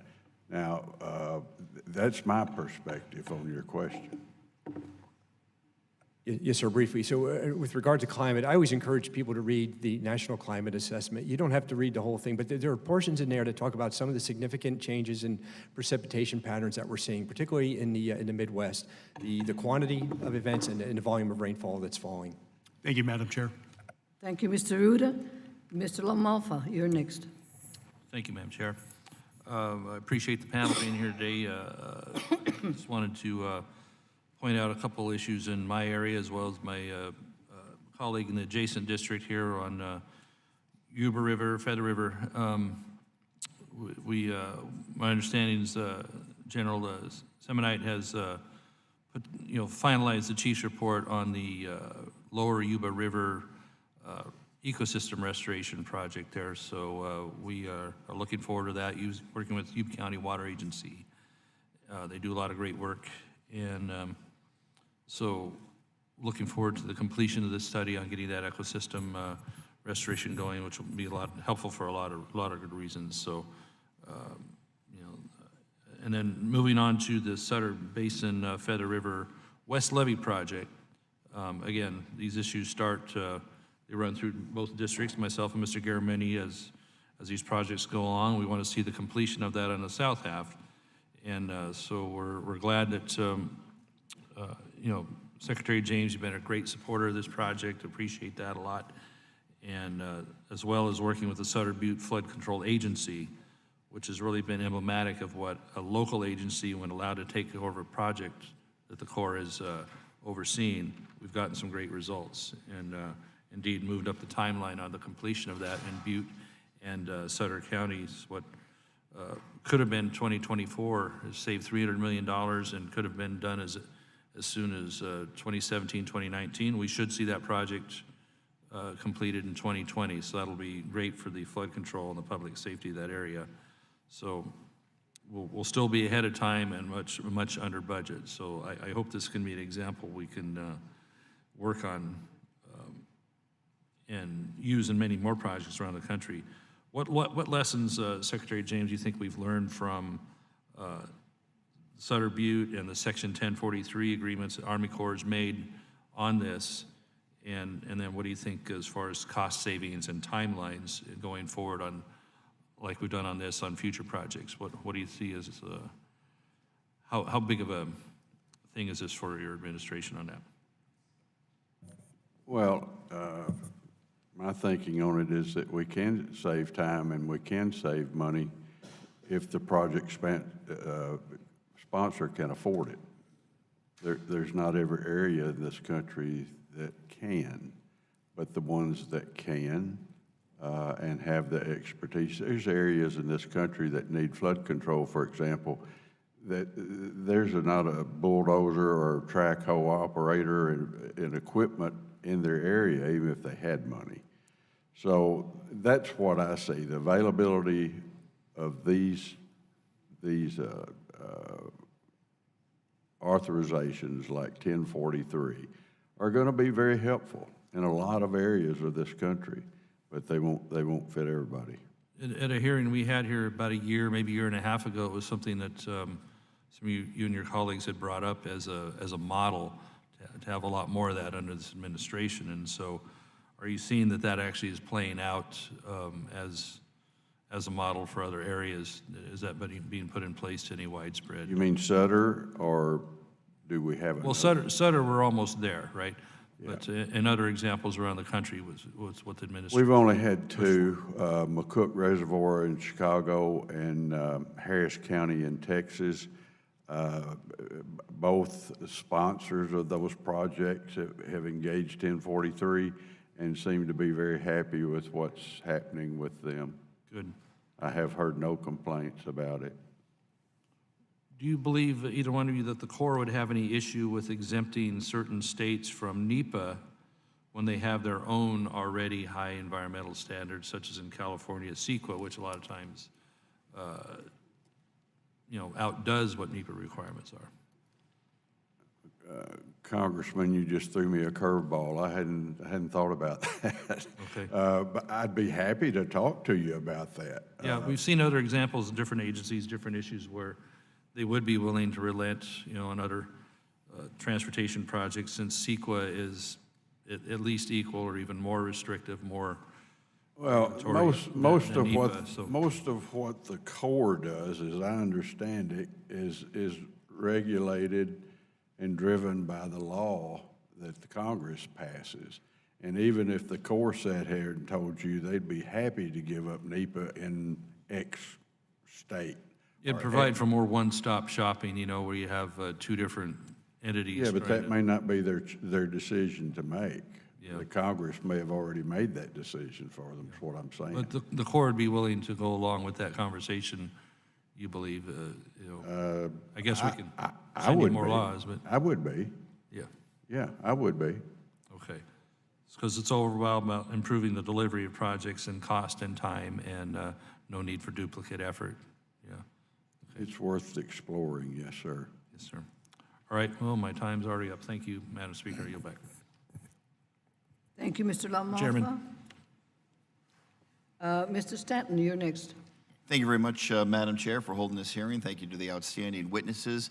I'm a former mayor of Phoenix, and I have seen the great work that the Corps of Engineers has done in my city over many years. I recently introduced legislation to create an environmental assistance program modeled after other Western states in partnership with the Corps of Engineers. Can either witnesses, can you describe the benefits of a Corps environmental infrastructure assistance program, especially the benefits of improving existing water and wastewater infrastructure projects before performance and reliability are compromised, please? Major General. Yes, sir. I mean, I think this year we're seeing that firsthand with the damages to the levees that I mentioned just south of Omaha between Kansas City. Just to do the initial repairs, not to restore the levee, but just to do the initial repairs, these are $7, $8, $9 million projects just to stop the water from flowing into the farmland. There are several projects the Corps is involved in along the Salt and Gila River corridors through Phoenix. Two of our late great representatives of Arizona, Senator McCain and Congressman Pastor, were both champions of restoration and development of the Salt River through Phoenix and the entire Valley of the Sun. We now call that project, that legacy project, Rio Reimagine. It pulls together multiple local governments, tribal authorities, Arizona State University, the Corps, and others to revitalize over 50 miles of important river corridor through the Phoenix region. Currently, the Corps has only one civil works projects manager assigned to the Phoenix office of the LA district, which represents all of Arizona. In my opinion, it's clearly not enough. How does the Corps plan to address staffing needs so that all Corps projects in the state can move forward in a timely and appropriate manner with appropriate staffing levels? Yes, sir. We'll go back and look at this particular project office. As a general statement, we put people where the work is. On this particular set of projects, my understanding is that the current suite of projects were more upland restoration, not necessarily down on the river where we can apply our aquatic ecosystem restoration authorities. I also understand that we would have to do an additional study of what other AER type projects would be out there. But sir, the workload the workforce would follow the workload. Tres Rios is a Corps project associated with Rio Reimagine. Its project is partially complete, but we need the Corps to complete a limited reevaluation report, LRR, to raise the Section 902 limit and request additional appropriations to fund it. What's the status of this report, and when does the Corps expect it to be completed? Yes, sir. So we require a new start decision, a new start authority from Congress before we can initiate that general reevaluation report. Another important project in Arizona is the completion of the Lower Santa Cruz Flood Control Project in Pinal County, the fastest growing county in the United States. Traditional farming communities like Maricopa, which is incorporated in 2003 with a population of approximately 1,000 residents, is now over 50,000 residents. This growing city sits in the middle of a floodplain. Currently, the draft chief reports is slated to be completed in July 2020 and finalized in 2021. In order to keep this project on an optimal schedule, our aim is to get this project authorized in the 2020 WRDA. Can the Corps accelerate the chief's report to coincide with the WRDA 2020 in order to keep the project on schedule? Sir, we want to expedite this study and all the remaining studies to make them eligible for WRDA 2020. This particular project, we have some additional consultation we need to do with some tribal members in the area, and then we'll work to expedite this, the completion of this study. I appreciate that. It's not my district, but it's important to the state of Arizona, and so it's important to my district as well. Let me turn to Rio de Flood Control Project in Flagstaff, also not in my district, but important to the state of Arizona. Lieutenant General Semonite visited Flagstaff and toured the project in October. After his visit, he stated that its completion would be one of his top priorities before the end of his term as chief. It's my understanding that the Los Angeles district has requested the remaining $52 million needed to complete this project. Catastrophic flood will affect more than half of Flagstaff's 75,000 residents, including major parts of its downtown and Northern Arizona University, and could cause $1 billion more in damages. Completion of this project is a top priority for the city. Will you support the district's funding request to complete this important project in the fiscal year 2020 work plan? Yes, sir. So this will go forward with our recommendation. We'll finish PED. We have the dollars to finish PED this year, and as you had the commitment from General Semonite, we want to finish projects that we start. I really appreciate that. I'm just about out of time, so I'll yield back, but I have another question about Rio Salado Oeste, another very important project of Phoenix. I'll submit it in writing for the record. Thank you.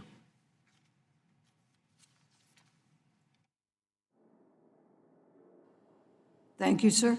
Mr. Palmer, you're next. Thank you, Madam Chairman. Secretary James, at a hearing on the Oversight Committee last year, I requested a list of outstanding feasibility studies by the Corps, and after waiting nearly 9 months, I received a list of 97 studies. And the thing that concerns me about this is that 36 of those studies are over 5 years long and still ongoing, as far as I can tell. 22 are over 10 years long, 15 are over 16 years long, and 4 of them are 20 years older. And there are others that, for some reason, Merganza down in Louisiana has been being studied since 1992 and apparently spent about $75 million on it. There are a couple of other studies, questions that I raised in that hearing last year. West Shore, which had been studied over 40 years, it's not on the list because it's now under construction. And the Comeet River, there was, since 1983, they'd been studying building a diversion canal from the Comeet River over to the Lily Bayou for flood mitigation in the event of a 100-year, 500-year flood. And it is now under construction, but only after they had a catastrophic flood event. Under WARDA 2014, it limited, in an attempt to reduce the time and cost of these studies, there were limits put on the Corps of 3 years and $3 million. These 5-year and older studies, 36 of them, run over $140 million. Are you aware of that? I wasn't aware of the number or the amount of money. I am aware of the fact that the Corps that are introducing studies as 3 by 3 by 3 are coming to me for waivers more often than I feel we should be doing that. If it's a 3 by 3 by 3, good. If it's not, don't call it that up front. Well, the law requires that it's 3 years, $3 million. Sir? The WARDA that was passed in 2014 requires 3 years, $3 million. You, in response to a question, by the way, Madam Chairman, 17 of these long-term studies are in California, and 23 of them are New York and New Jersey, 8 of which are related to Sandy. But you responded earlier to a gentleman who asked you a question. You said that you're a civil engineer. I worked for 2 international engineering companies prior to running a think tank. And you and I both know that if we were running an engineering company and we went out for bid on a project and had these kind of results in terms of coming up with a design for a plant or any water system for that matter, we'd be out of business. Would you like to respond to that? I didn't say I like it. But I want to know what you're going to do about it. That's what I work at every day, sir. That's what takes up my time. That's what keeps me up at night. I came here with the understanding and desire to help the Corps change themselves through their processes. If they can get the money, then get it done. And I'm still working on that. Well, as long as I stay here, I will continue to work on that. Do not take this as an attack against you, sir. I appreciate what you're trying to do, and I appreciate the fact that you're an engineer, because I know you're very linear in your thinking and very analytical, but we're facing some serious situations around the country right now. We heard Representative Boss talk about this. We've heard the chairwoman talk about it. And I think some of the issues that we're dealing with is because the Corps is still studying the problem and not doing the project. And that's what happened in Louisiana. It's going to happen in some other places if the Corps keeps studying and doesn't start building. And I'm not attacking the Corps either. I'm just saying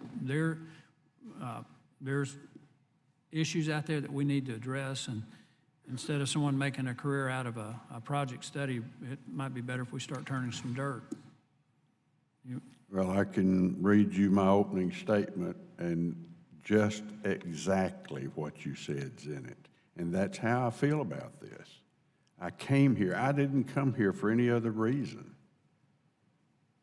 Well, I appreciate that. This is what I'm trying to do, sir. And I will offer this. Any ideas, or even if invite me over to your office just to discuss this, I'll be happy to. Well, I'd be happy to go over the list of projects with you, and I think the members from California and some of these other places that are in harm's way, might. I'd be more interested in your thoughts about the solution rather than seeing the list that hadn't been done right. I'd be happy to discuss that. I'd be happy to meet with you about it. Madam Chairman, I yield back. Thank you, Mr. Palmer. Mr. Espaillat, you're recognized.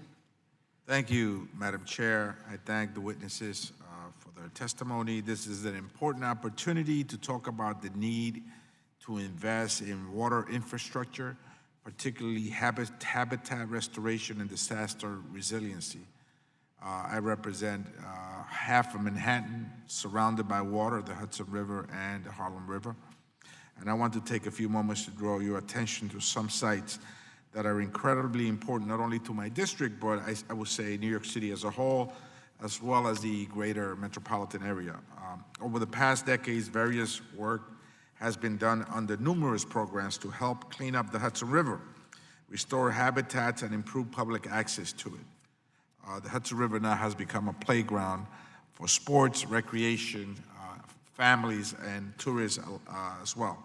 In an urban area as dense as New York City, it is critically important that residents have opportunities to interact with their natural surrounding. For over the past decades, the Army Corps of Engineers has been conducting various studies within the harbor and the broader Hudson Raritan estuary. Many of this includes ecosystem restoration and fish life buildup, as well as resiliency. The Corps is finishing up its recommendations, which would include nearly 24 projects throughout the region, and I understand the Corps plans to include these projects in the next Chief's report. It is my hope that we are able to get this project authorized in the next Water Resources Development Act. Furthermore, I want to highlight the importance of the ongoing New York City, New Jersey Harbor and Coastal Storm Risk Management Facility Study. Aside from protecting the overall area and harbor from storm surge, the study also looks at smaller projects to protect individual communities that will be impacted by storm surge. During Superstorm Sandy, East Harlem was the most significantly impacted portion of my district, experiencing severe flooding. The bulkhead that protects this neighborhood from further flooding is severely damaged and needs to be immediately repaired. Furthermore, current city controller and former Manhattan Borough President Scott Stringer put together an ambitious proposal to extend the life of the Harlem River shoreline through a number of structural changes and ecosystem development, which will enhance resiliency. I want to also raise two other marsh restoration projects in my district, one of which also includes the initial Hudson Raritan estuaries studies. First is the Inwood Marsh, which is just two blocks away from where I live, located in the northern tip of Manhattan. And the other one is Swindler Cove, just off the Harlem River in northern Manhattan. I believe it is within the Corps' ability to do this under your continuing authorities, and we want you to recommend them for immediate action. I would like to ask if you can look into these projects under your continuing authorities programs, as I believe they will make for restoration of considerable green spaces and waterfront access in a part of my district that can use all the green space it can get. I want to ask Mr. James or Mr. Spellman, can you look into these items as part of your coastal storm risk management study, the first ones that I mentioned regarding East Harlem and both the New York and New Jersey initiative? Is there anything that you're doing now that you could look at regarding making our waterfront in Manhattan stronger and more resilient in preparation for the next storm?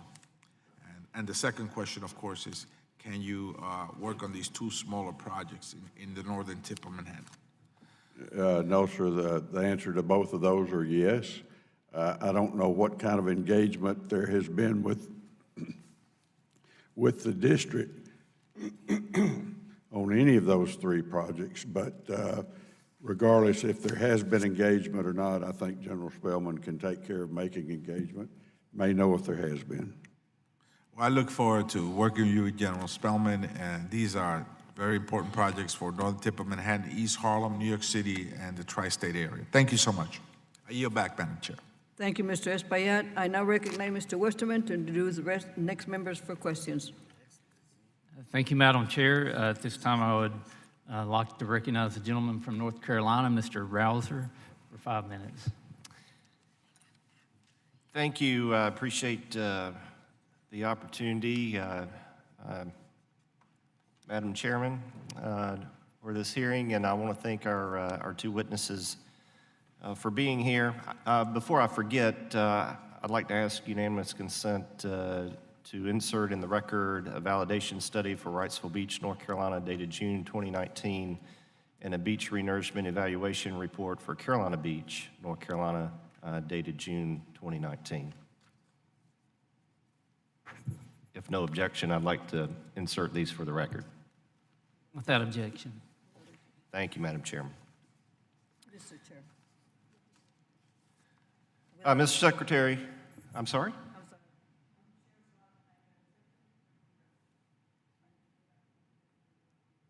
Thank you, Madam Chairman. Mr. Secretary and General Spellman, Wrightsville Beach, Carolina Beach, real briefly, both have really good cost-benefit ratios. We need to have the Carolina Beach included, that project included in the Chief's report for WARDA 2020. From our standpoint, it looks like that's on time and looking good. From your standpoint, I'm curious what you think. Sir, as you know, both those draft reports are out for public review. We'll collect up those comments by the end of this month, and then we'll wrap up those reports and have them submitted to the administration. And then, of course, Wrightsville Beach needs to be included in the director's report for WARDA 2020, just to keep everything on par, on time. I think you were including that particular project in your previous answer, but just want to confirm. Yes, sir. Yes, sir, I was.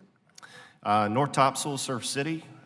Secretary James, you and I spoke about this some time ago. We had a great conversation, and I know y'all were looking at including it in the work plan last time around.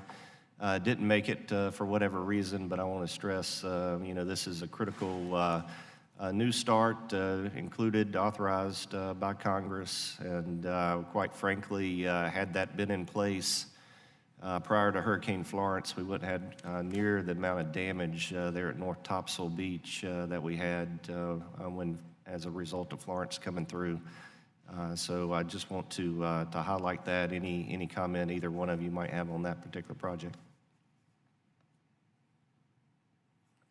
Yes, sir. So this is certainly also eligible for the FY19 supplemental funds. We owe the Secretary our recommendations on both projects and investigations by the end of this month, and we're going through that process now.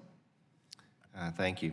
And then the last item I want to touch on, and I'll be very candid with you, I'm quite frustrated. In fact, frustrated may not be the word. I've been right mad. In fact, it's almost led a Southern Baptist to cuss.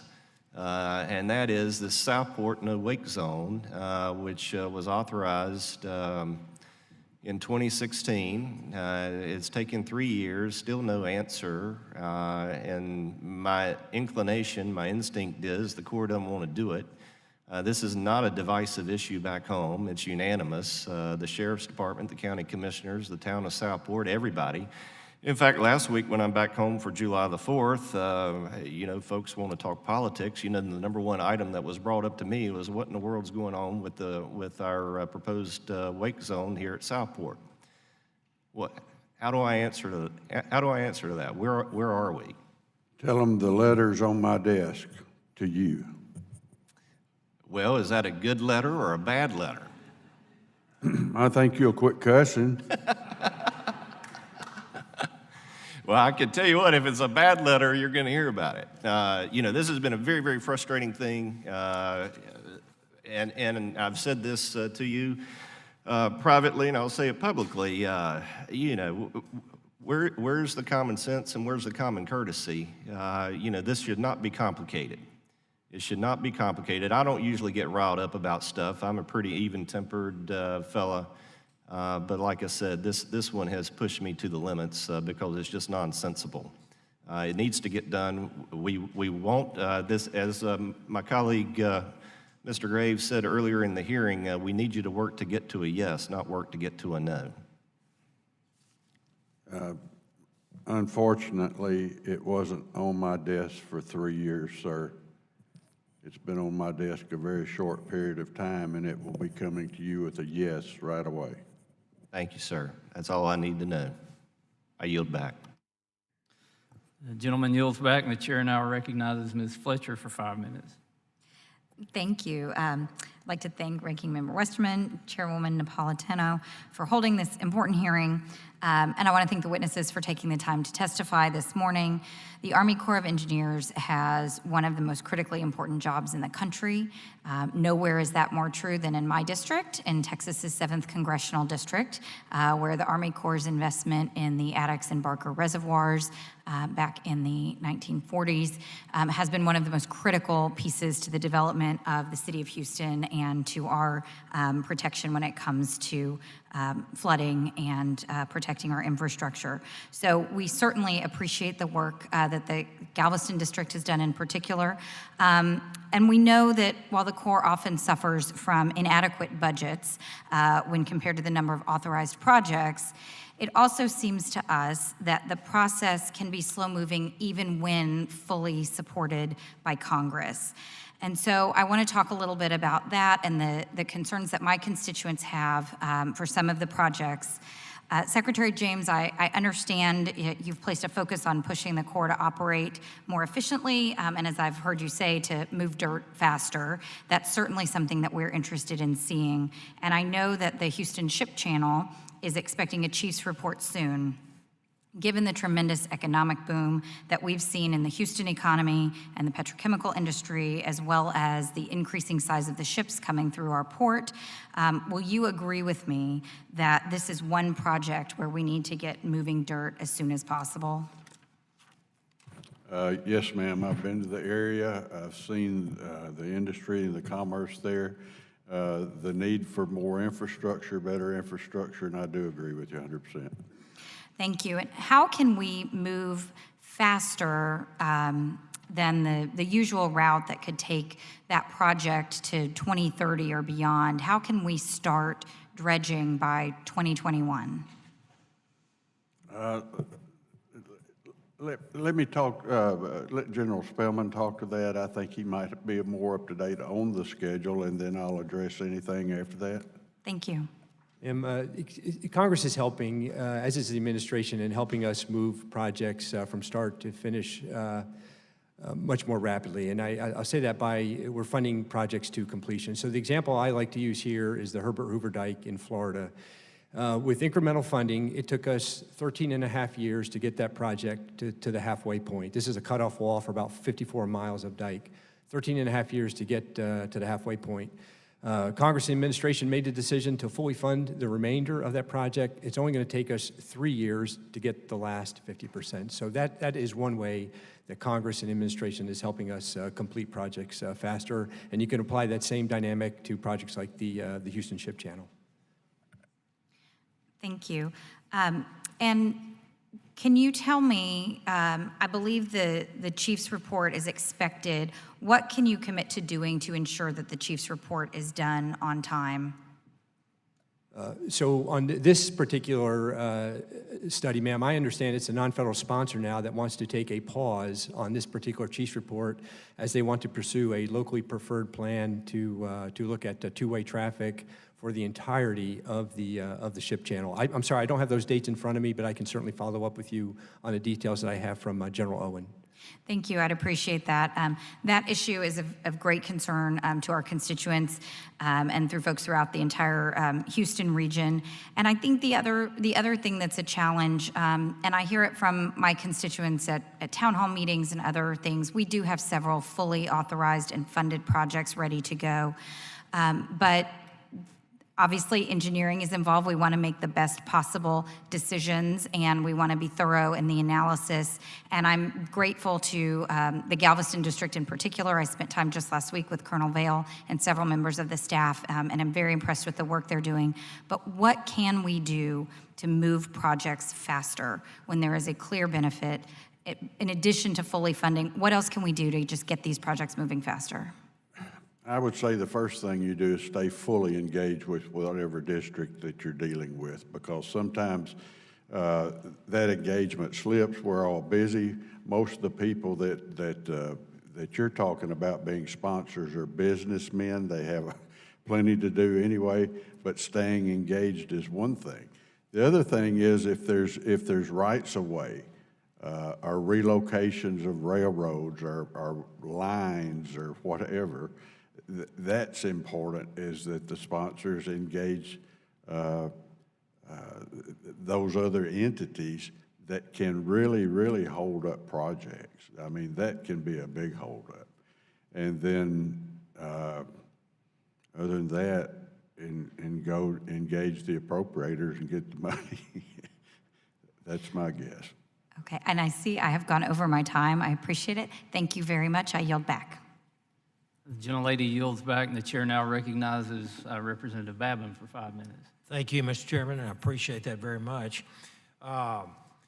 Thank you, both of you witnesses, for being here, and also thank you, Chairman Napolitano and Ranking Member Westerman, and for convening this very important hearing on our nation's water resources. I'd also like to thank our distinguished witnesses again for being here, and I would be remiss if I didn't thank you again for your leadership during and after Hurricane Harvey to ensure my constituents in Texas' 36th district and the great people in the greater Houston and coastal Texas region are adequately protected from catastrophic natural disasters.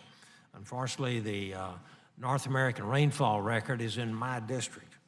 My congressional district is home to 3 highly important civil works projects of great economic benefit to our nation. A project to deepen and widen the Houston Ship Channel, currently undergoing a review by the U.S. Army Corps of Engineers. Also a federally funded project to deepen and widen the Cedar Bayou Navigation Channel, and a federally funded project to deepen and widen the Sabine-Neches Waterway, all of these in my district. I'd like to ask you, Secretary James, first, in regards to the Houston Ship Channel, the draft National Economic Development, or NED plan, recommends improvements and widening for only a portion of the Houston Ship Channel through Galveston Bay, Redfish Island, if you're familiar with it. Port Houston, Houston pilots, and private industry have indicated that a partial widening as proposed will create a bottleneck that compromises safety and efficiency throughout the entire system. What can Congress do? More importantly, what can I do to help you ensure the Chief's report reflects the necessary options and opportunities to address safely and the deepening and widening of the entire Houston Ship Channel, not just part of it, including the long-term maintenance of the locally preferred plan? Sir, I have visited with the local people that are engaging in trying to get that done in Houston. Frankly, I agree with them. It doesn't make much sense to me to dredge and widen half of a channel and leave the other half not. And furthermore, it doesn't make sense to me that if we're only going to dredge half of it, while we're dredging the outer half rather than from the port out. I'd be happy to talk to you about this further. I've got thoughts about it, and your people have visited me more than once. And I'd really like for us to just sit down and talk about this. I don't think the Corps has any anti-ship channel thoughts whatsoever. I think it's just the way their economics worked out, but I think it ought to be looked at. Okay, well, I'm very, very happy to hear you say that, because we really do need to have a dialogue, because it just doesn't make a bit of sense to do that. Yes, sir. Well, okay, if you'll let us know. Yes, sir. And then would it also be beneficial for the Corps to use economics updated from 2016 and 17 to reflect the federal interest in long-term maintenance? Don't you agree with that? Yes, sir, I certainly do. Okay. I do, as fast as things are changing, particularly down there. I do. Thank you. And then General Spellman, Section 902 is a policy that limits the construction cost to 120% of the congressionally authorized total project cost. However, there have been several examples since Word of 2007 where civil works projects that were federally funded and under construction either busted the 902 limit or were so close to the limit that construction was expected to stop unless Congress authorized an increase to the total project cost. A great example is the Savannah Harbor Deepening Project, which required an increase in its total project cost in WRDA 2018. And it's my understanding that the post-authorization change report, basically an economic update, took only 3 months to complete under a process that normally takes 12 to 14 months. And as we see more and more port of waterway deepening and widening projects being federally funded for construction, would you commit to expediting any future post-authorization economic updates to 3 months to avoid any delays in their completion, sir? Sir, every post-authorization change report is different. You have my commitment that we'll expedite all of these as it becomes necessary. Yes, sir. Thank you so much. And then, Mr. Secretary, would you commit to expediting these reviews as well? Yes, sir. I'm trying. All right. Well, I will yield back. That's a good affirmative answer there. Thank you so much. The gentleman yields back, and the chair now recognizes Representative Carbajal for 5 minutes. Thank you. Secretary James and General Spellman, thank you for being here today as we hold our first hearing on the implementation of the Water Resource Development Act, also known as WRDA. I also want to take this opportunity to thank you and the Los Angeles District for the incredible work and support the Army Corps provided to reopening the 101 highway following the tragic Montecito debris flow in my district. Thank you for the great work that you did. As we move forward in developing the next WRDA legislation, I want to raise concern on how the benefit cost ratio is calculated, also known as BCR. This was an issue also that was raised by my colleague, Representative Lowenthal, previously. I have heard from stakeholders in my district about their frustration on how funding gets allocated. As you are probably aware, construction of the Lower Mission Creek project has been authorized since the year 2000 and was later amended in 2007 to reflect the cost share between the federal and non-federal partners. Despite the project being shovel-ready and our local government having invested over $18 million in non-federal resources, federal resources have not been made available for this project. Currently, the BCR score does not account for the environmental benefits. In your experience, what are some of the recommendations we can look to move a project like this forward? And two, what are the benefits for accounting for environmental impacts in a BCR score?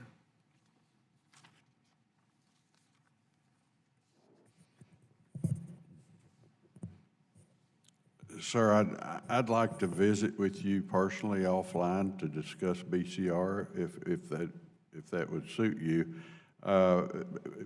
Generally, I don't think BCRs are being addressed properly either.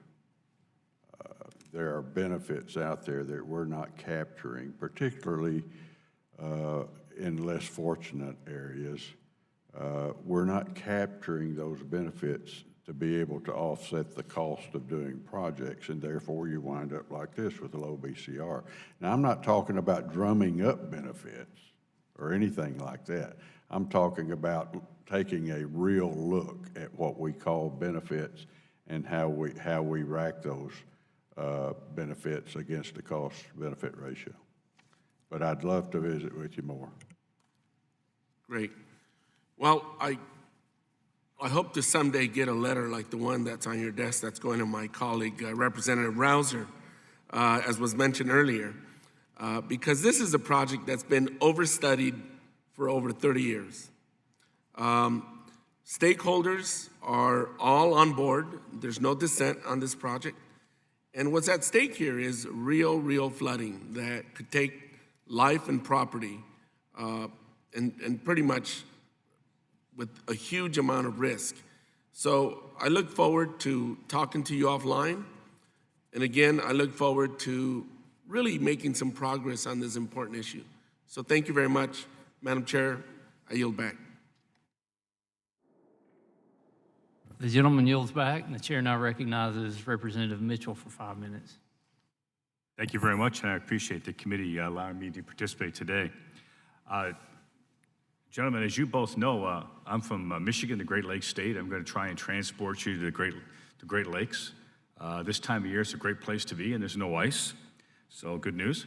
We only have 5 minutes, so I want to pursue a couple of questions and hopefully get some brief answers, and we can talk offline if needed. Finally, the SULACs are underway, the progress on that after being authorized 31 years ago.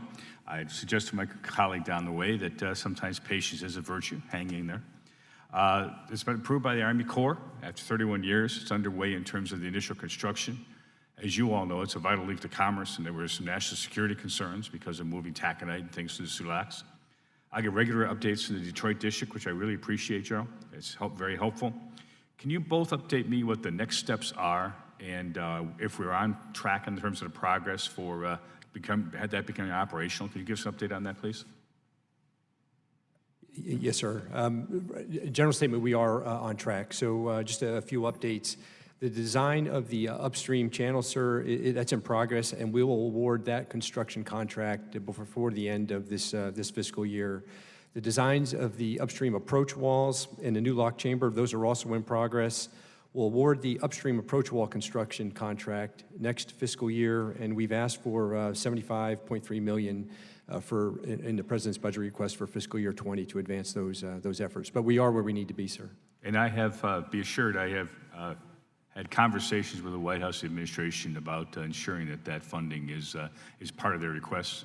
And we received assurances, in fact, that it will continue to be on the top of their list to continue that construction. So if you heard anything otherwise, let me know so I can go, not curse, but maybe express my. So I think we're in good shape on that. Is there anything else here in Congress you need from us to support that other than ensuring that appropriation continues at the levels you need to move forward? No, sir, we're getting all the support that we need from a technical perspective to advance the construction in the right sequence. What's the target date in your mind for the additional lock to become operational? Sir, I'd like to follow up with you after that. It's one of those. Okay. I'd be happy to do that. I'm happy to schedule that if you can. Let's move ourselves off to the world of Asian carp and the Brandon Road Lock and Road project, which is a critical issue for the Great Lakes region, for the basin. As you all know, that's the last stopping point for the spread of Asian carp into the Great Lakes basin and the damaged ecosystem that would do. The feasibility study was completed. Can you highlight some of the findings that were in the chief's report and where we plan on moving forward? Yes, sir. So General Semonite did sign the chief's report, as you know, and that's now with the secretary for the administration's review. Sir, we understand the concerns that we're hearing from the field on the cost, and there are really two drivers for that. First, we have a high contingency because we're dealing with some new technology on these fish barriers, and we are confident that we can drive that contingency down as we get into preliminary engineering and design. That was the first driver. The second driver was the addition of the concrete channel from the previous report, and we believe that concrete channel is important for this particular project because that's what's going to provide the best efficacy for these new technologies on this particular barrier. I have heard some concerns about the non-federal partner and, frankly, their ability to participate as we need them in this. What I suggested and is being pursued, so you know, is whether or not we look at a non-federal partner to be the Great Lakes Compact, to look at approaching it in that manner, because there's been some concern about whether or not the state of Illinois will support the effort. Do you guys have any opinion on that?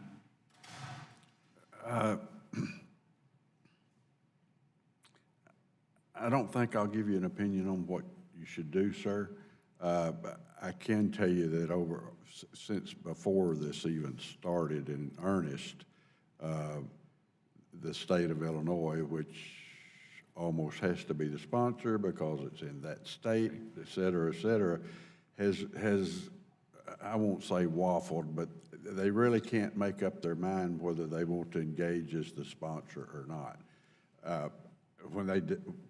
For the term that they decided to engage as a sponsor, it looked pretty simple to me to have a meeting and all the states agreed how much they were going to kick in on it and all that. but I hear there's trouble again. So Well, we're engaging on that issue, just so you know, because it is critically important.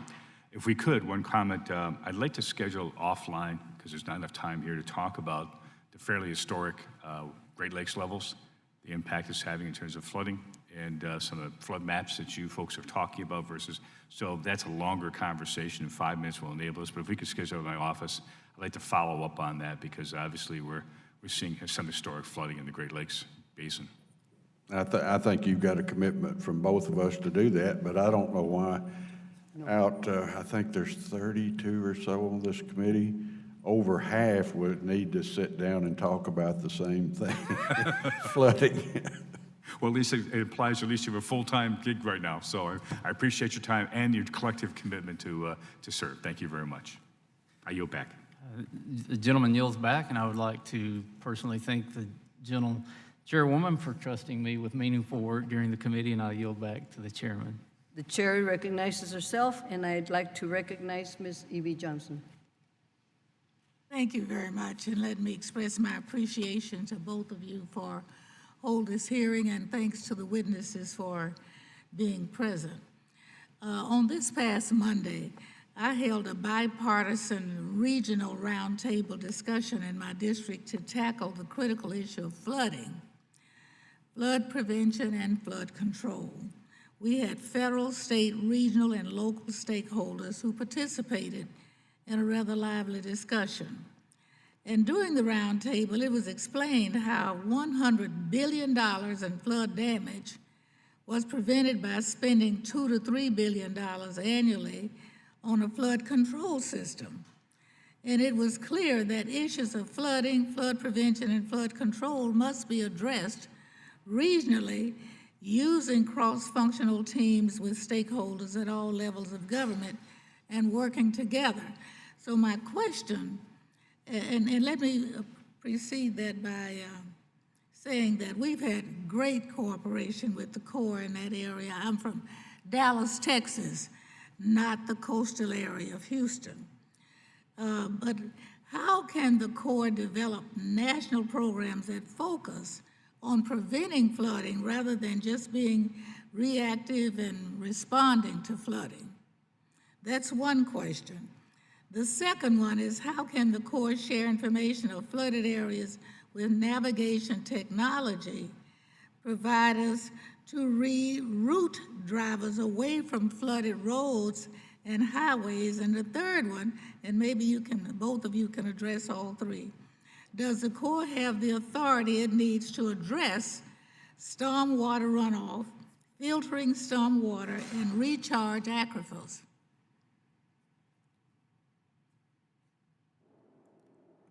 I hope I didn't overwhelm you with all three questions at one time. You almost did. No, ma'am. I'll take the prevent flooding one. I agree with you 100%. $1 prevention is worth $10 of fixing, and I agree with you 100%.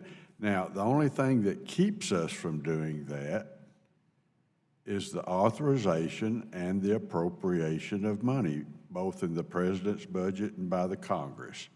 And we realize it, and our people like yourself out in these communities bring to us the reasons we need flood control here. We need it.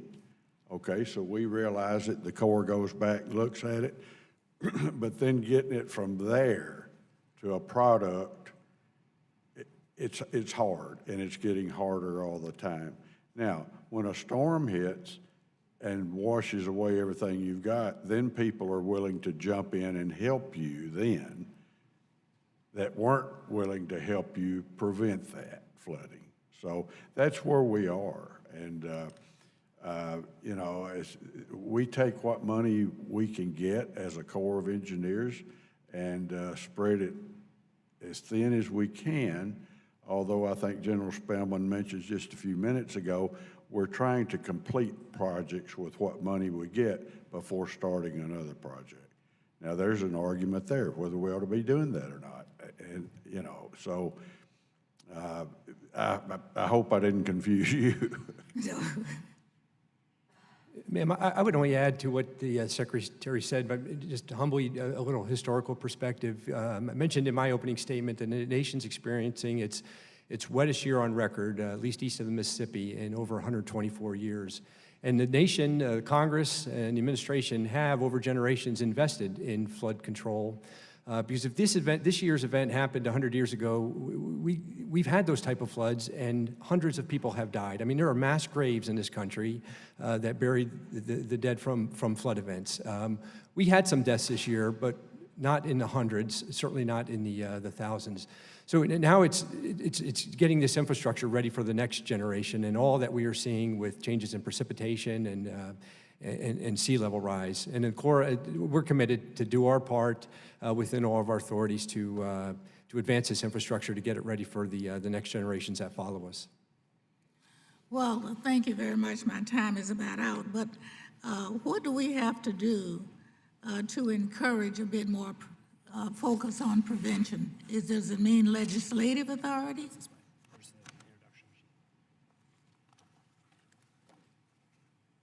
On prevention of flooding? I think we've got a lot of authorities in general, but on particular projects, they have to go through the system. They have to have an authorization, and then they have to have the environmental work done on it, have to get a chief's report, and finally come back to the Congress for appropriations or be put into the president's budget. Yes, ma'am. Thank you very much. My time's expired. The gentleman yields back. Lots of members have wanted a second run at it, but we don't have enough time. And I thank you for your patience. Some housekeeping questions. Mr. Secretary, Congress directed the court to solicit projects and study requests from local sponsors and issue a report to Congress through Section 7001 of WRDA. And as you know, the 2019 report was 5 months late. Can you commit that 2020 report under development will be delivered on time in February 2020 to be used to formulate WRDA 2020? Yes, ma'am, my fault. I'll take care of it. Thank you for your commitment, and you heard it. Can you also provide to the subcommittee the following: a brief summary of the eight chiefs report, 8 of them, already submitted to Congress for authorization, and any known post-authorization change reports needing congressional action?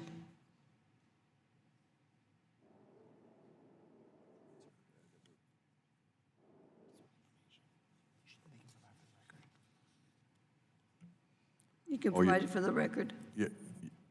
Yes, ma'am. You have our commitment. We'll have those ready in time for the next order bill. Thank you for your commitment. And thank you very much. It's been almost 2.5 hours, and I thank you for your patience. And we are now concluding this portion of the meeting. Thank you, gentlemen. Thank you, Madam Chair. Any additional comments and questions may be submitted for the record, and they'll go to you. Now we will proceed to hear from the next panel.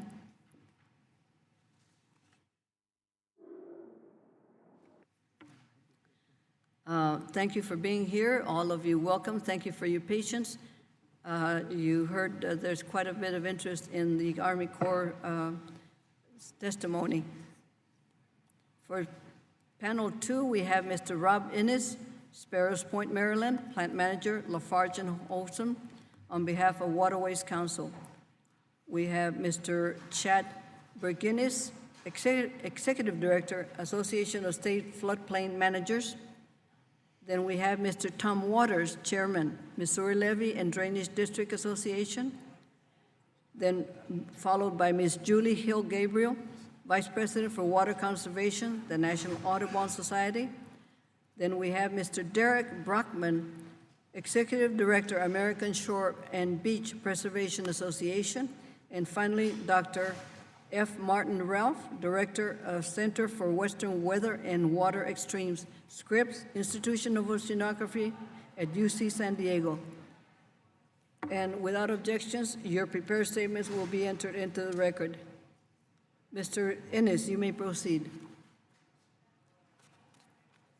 Thank you, Chairwoman Napolitano, Ranking Member Westerman, members of the subcommittee. Thank you for the opportunity to testify before you today. My testimony will focus on the importance of the inland waterway transportation system. I currently serve as the plant manager of Sparrows Point Slag Cement Facility in Baltimore, Maryland for LaFarge-Holcim. LaFarge-Holcim produces cement, aggregates, concrete, and specialty construction solution products used in building projects ranging from affordable housing to small, local projects to the largest, most technically and architecturally challenging infrastructure projects. We operate in more than 80 countries with over 80,000 employees. We currently operate 30 facilities along the river system, and in 2018, moved 9.2 million tons by river. If we were to move this tonnage by truck, it would equate to 368,000 more trucks on the road. I'm also a board member of the Waterways Council and an executive committee member. WCI is a national public organization that advocates for the modern, well-maintained system of the inland waterways and ports. Recently, I also became chairman of the Inland Waterways User Board.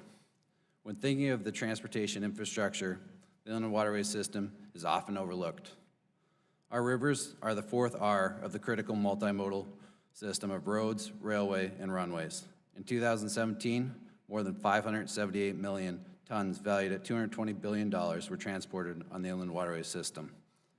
Of that tonnage, almost 80 million tons were aggregates, which is 14% of the total tonnage moved along the inland waterway system. Some aggregates and cement projects sourced from that the river that benefits America included the new terminal complex at the Louis Armstrong Airport, the Amazon Distribution Center in Minneapolis, and the I-90 tollway rebuild from Chicago to Milwaukee.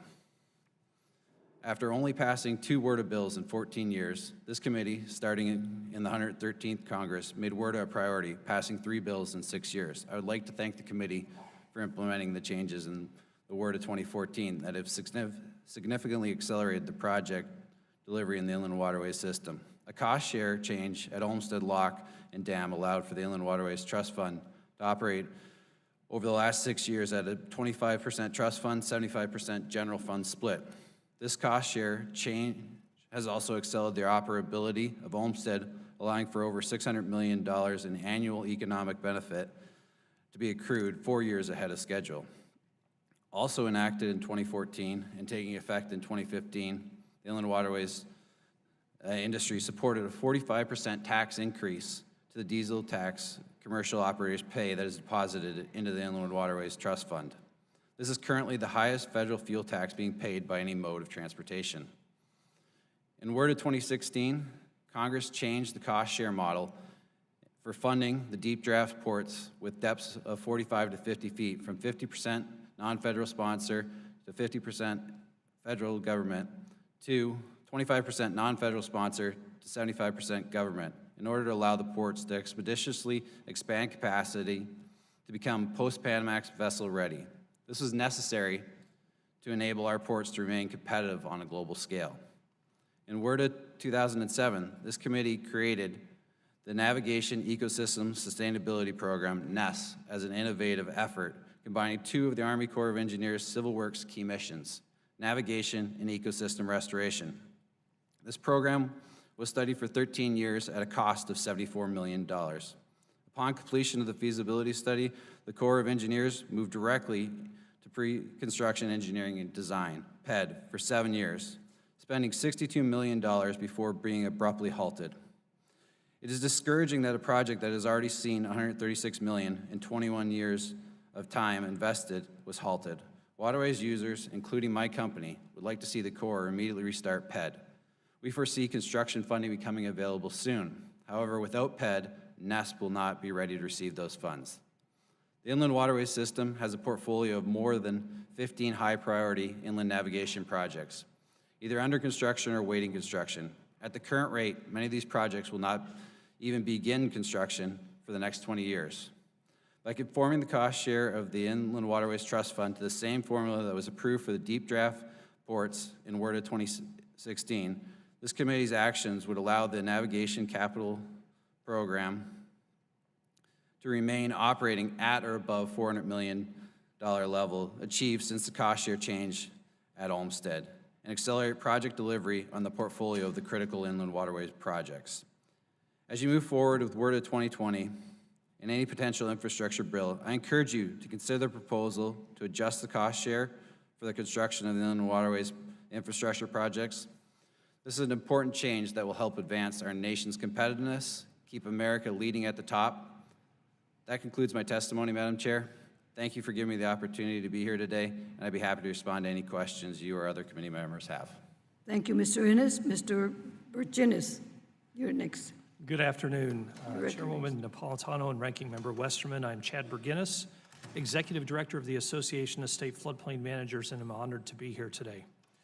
As we contemplate the most recent round of flooding and the damages that have been caused in the central U.S., in our coastal areas, and even as the result of the failure or near failure of flood control structures like Oroville Dam, we must recognize that as a nation, our current approach is being outpaced by rising seas, more intense rainfall events, and skyrocketing flood damages. Our members are on the front lines of this battle for decades, and we've advocated for sensible policies to reduce flood damages and recognize natural functions of floodplains. Our written testimony contains over 20 recommendations, and we'd like to highlight a few of those today. First, we need a coherent flood management policy to complement our flood control efforts. Among those identified in our testimony, 3 critical ones are making room for our rivers and setting levees and other flood control structures back, harnessing the benefits of natural infrastructure, and using non-structural measures wherever possible, whenever and wherever structural measures are contemplated. Throughout core programs guidance, there is a systematic bias towards structural projects and, again, non-structural projects. We must ensure that federal programs like PL 8499 not only require the analysis of such options, but establish a preference for them. Second, guidance documents like principles and guidelines that steer solutions toward those that maximize national economic development need to be replaced by guidance that prioritizes national economic resiliency and sustainability. We need to complement national studies, or complete national studies such as those authorized under Section 2032 of the 2007 WRDA, which analyzes the nation's vulnerability to flooding. We must also ensure that regional studies that are being done for such areas such as the southeastern and Gulf Coast, and even those that are called for on the Missouri, are fully inclusive of all flood loss reduction tools, including non-structural. Third, we believe that there should be organizational changes in the Corps that unlocks the massive knowledge and expertise of its staff for the benefits of the Corps itself and all communities by making technical assistance a top priority. Today's reality is that the Corps employees cannot even lead local workshops without some specific project to pay for it. There were lots of comments earlier today about how the Corps can leverage the expertise, especially in small and rural communities. This is one way to do that. Internally within the Corps, there are centers of expertise like the National Non-Structural Committee, whose role is to advise both internal customers and Corps districts, but also communities and the general public. But these are so under-resourced that they can serve neither very well. This also means that we leverage the good research and development that is being done by the Corps and ensure that it is adopted throughout the agency and disseminated to the public. For example, the Engineering with Nature initiative uses natural processes and systems in concert with engineered systems to produce a more diverse array of economic, environmental, and social benefits. ASFPM hopes that it is adopted widely within the Corps. In a unique public-private partnership with ASFPM and FM Approvals, the National Flood Barrier Testing and Certification Program helps develop and use consensus standards for flood abatement products. But in the 5 years since the standard has been in existence, we have yet to see the Corps include the standards in its policies, procedures, or contracts for flood fighting materials agency-wide. We note that some of the flood fighting products that were used and failed in Iowa this past spring were not certified. Finally, we must vastly improve how we communicate flood risk. Over the last decade, we have seen the creation and availability of online databases like the National Inventory of Dams and National Levee Database. And these are very promising developments, but they are missing critical information. None is more pressing than the information we have chosen to withhold from the public. Inundation mapping where flood control structures are operational or where they fail. Since 9/11, this information has been categorized as for official use only, yet when we have incidents like the near catastrophic event at Oroville Dam in California or the Barker and Addicks reservoirs in Texas, it is unacceptable that tens of thousands of people in harm's way are aware of their flood risk. I hope that these observations and recommendations help better inform your work on the next WRDA, and I thank you for your time. Thank you very much, Mr. Beginnis. Mr. Tom Waters, you recognize. Thank you, Madam Chairman, members of the committee, and I want to include staff too. I appreciate this opportunity to provide testimony regarding the Water Resources Development Act and the Missouri River. As chairman of the Missouri Levee and Drainage District Association, I represent levee and drainage districts, businesses, associations, and individuals interested in the activities and issues surrounding the Missouri River and its tributaries. I'm honored to have this opportunity to provide comments on behalf of Levee Association's membership and fellow Missourians who have been impacted by this year's flooding. I'm a seventh-generation farmer. I produce corn, soybeans, and wheat on the highly productive bottomlands along the Missouri River. I know and understand the importance levees and flood control projects play in protecting lives and property in my community and communities across the nation. Now, I could read 17 pages of testimony, but I don't think you want me to do that, and I don't want to do that. So I'd rather just make 3 points this afternoon. First, the current Missouri River flooding is not over. The reservoirs in the upper basin in Montana, North Dakota, and South Dakota are full. Reservoirs in Kansas have an abundance of water, and reservoirs in Missouri and in the Osage Basin are full as well. Now, all three of these basins are going to flow water down the Missouri River, and it's got to get to St. Louis by the next spring. So that's going to keep the river high. We know it's going to be high above flood stage probably through the rest of this summer, fall, and into winter. And with over 100 levees breached along the Missouri River, flooding is going to continue to be a problem. It's going to take a long time to recover these levees, and it's going to take funding. I hope this committee and Congress will act quickly and decisively to push the Corps forward with funding and oversight so repairs can be made as soon as possible. My second point, flood control needs to be the #1 priority for the Missouri River Reservoir system. This was a once highly engineered system, but over the past 20 years, it's been used to conduct supersized science experiments for 2 birds and a fish. These experiments have decimated the flood control system. Dike notching destroyed dikes, revetments, and other structures in the river. Open channels and chutes along the river have caused the river to flow differently than it used to. Changes in storage levels, changes in how and why we release water, all have changed and taken away from flood control in the system. We have to get back to flood control as the top priority. We've reached a tipping point, and we can no longer continue to conduct failed experiment after failed experiment at the expense of people's lives and livelihoods. And I said lives because people have died. Missouri and Iowa farmland was not meant to be the U.S. Fish and Wildlife Service laboratory, and Midwestern farmers no longer want to be their guinea pigs. Brings me to my third point, and that's that it's not just the Missouri River. Flood control infrastructure needs to be a national priority. Just like the highway system, the power grid, internet, and communications infrastructure, flood control infrastructure has been left behind. Flooding takes place in nearly every day in this country somewhere. Just look at your TV every morning, you can see it's flooding somewhere, most recently the day before yesterday here in Washington. We spend billions of dollars in flood recovery, and in comparison, we spend very little on prevention. And we can't build an umbrella over the coastlines to protect us from hurricanes, and we can't bolt together the fault lines to protect us from the earthquakes. But we can build flood control infrastructure. Floods do not discriminate. They don't choose Democrats over Republicans. They don't choose rich over poor, east over west, or north over south. Flood control is not a partisan issue. It's an issue impacting the entire country, and as such, the entire Congress should support prioritizing flood control infrastructure as money is spent for infrastructure projects is appropriated. I thank you, and I ask that my written comments be included in the record, and I look forward to answering your questions. Thank you very much, Mr. Waters. So now, Chair recognizes Ms. Julie Hill-Gabriel.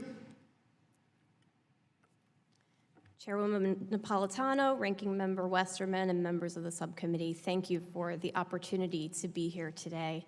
I'm Julie Hill-Gabriel, the Vice President for Water Conservation at the National Audubon Society. And on behalf of our more than 1 million members, 23 state offices, and over 400 independent local chapters, Audubon's mission is to protect birds and the places they need for today and tomorrow. Just like people, birds need water. And because of that, Audubon has made water conservation a core part of our conservation strategy.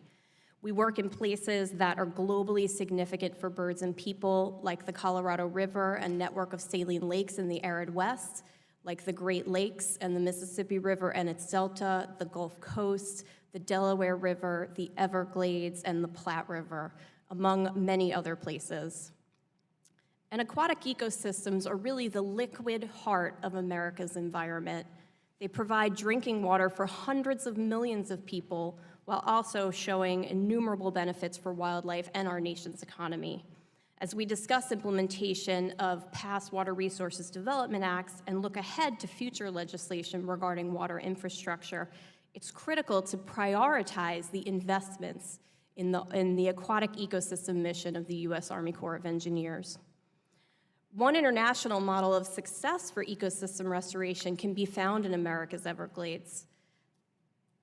It truly is the nonpartisan issue in the state of Florida, where you have local, state, and federal decision makers all acknowledging the benefits of restoration efforts, not only for the wildlife that made the Everglades famous, but for addressing issues like the toxic blue-green algae blooms, red tide, and seagrass die-off that have plagued Florida's coast in recent years.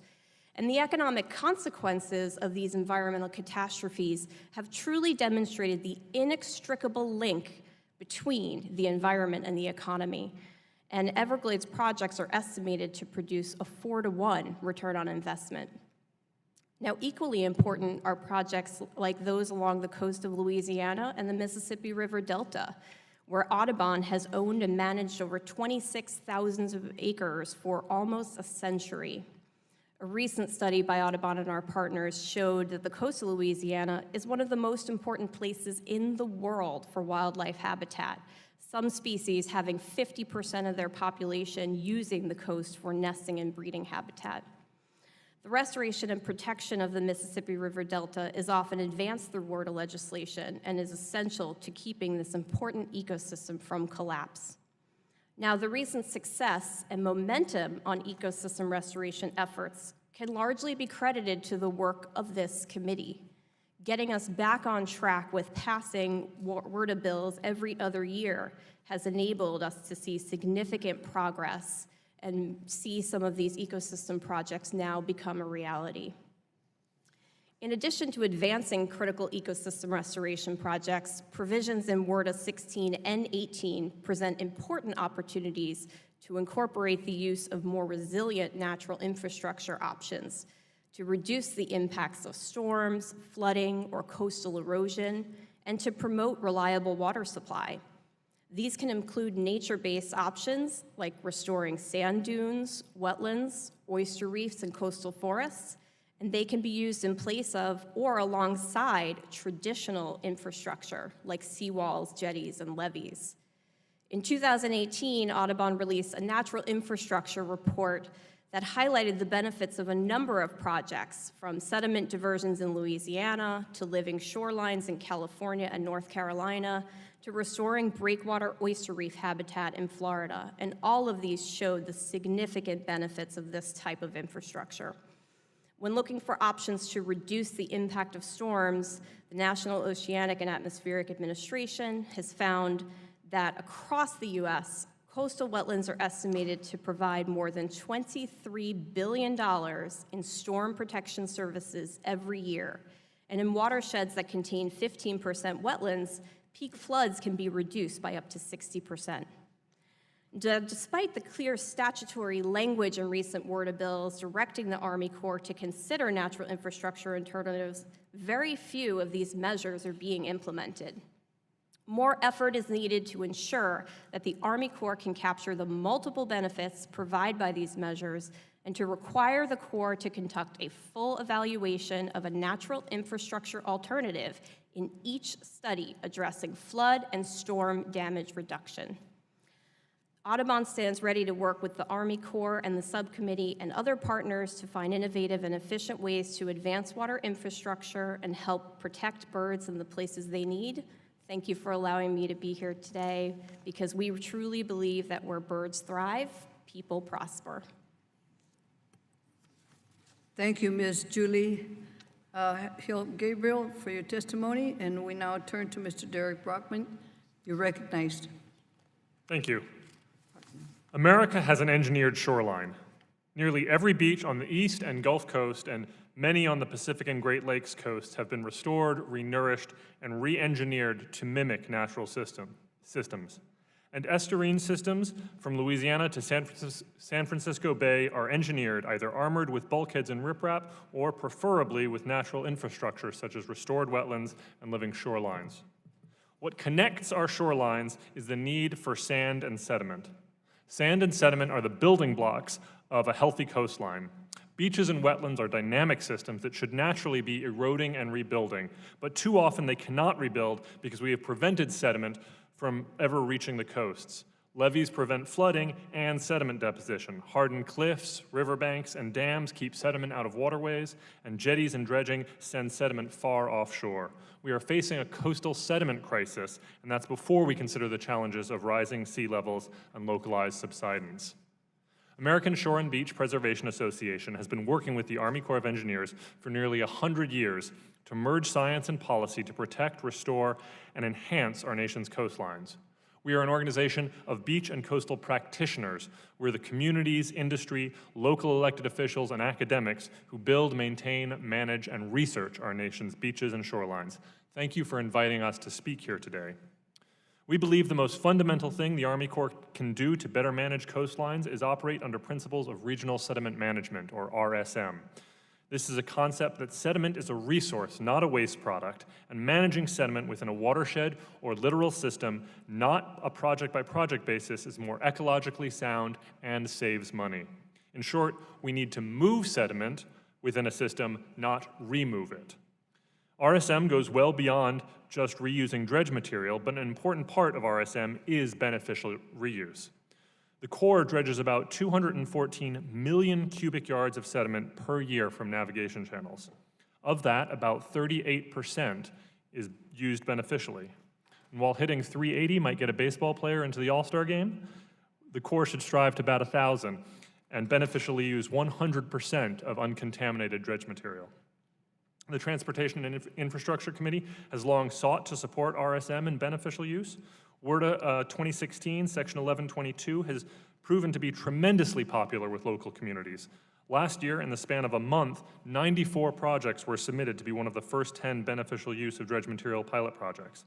After some delays, the Corps can and should implement and highlight these projects as beacons of what can happen when feds and locals work together to manage a scarce resource. But beneficial use must be systemic across the Army Corps. One way to do this is to change the understanding of the federal standard. As part of the Army Corps' determination of the least cost alternative for the disposal of dredge material, the Corps should include the economic evaluation of sand, including potential ecosystem restoration benefits, storm damage reduction benefits, and other economic values and long-term costs. The next fundamental way to improve coastal project development and prioritization is modifying the Corps' benefit-cost ratio process, the BCR process. BCRs ensure that the federal taxpayer only pay for projects that provide positive economic benefits. However, in designating a project authorized as flood risk reduction or coastal storm risk reduction, the Corps will only calculate benefits derived from reducing flood risk. So that project will not be designed to support other benefits, such as habitat or the economy. Furthermore, a project that does have multiple benefits must compete for federal dollars with no advantage against projects that have a single benefit.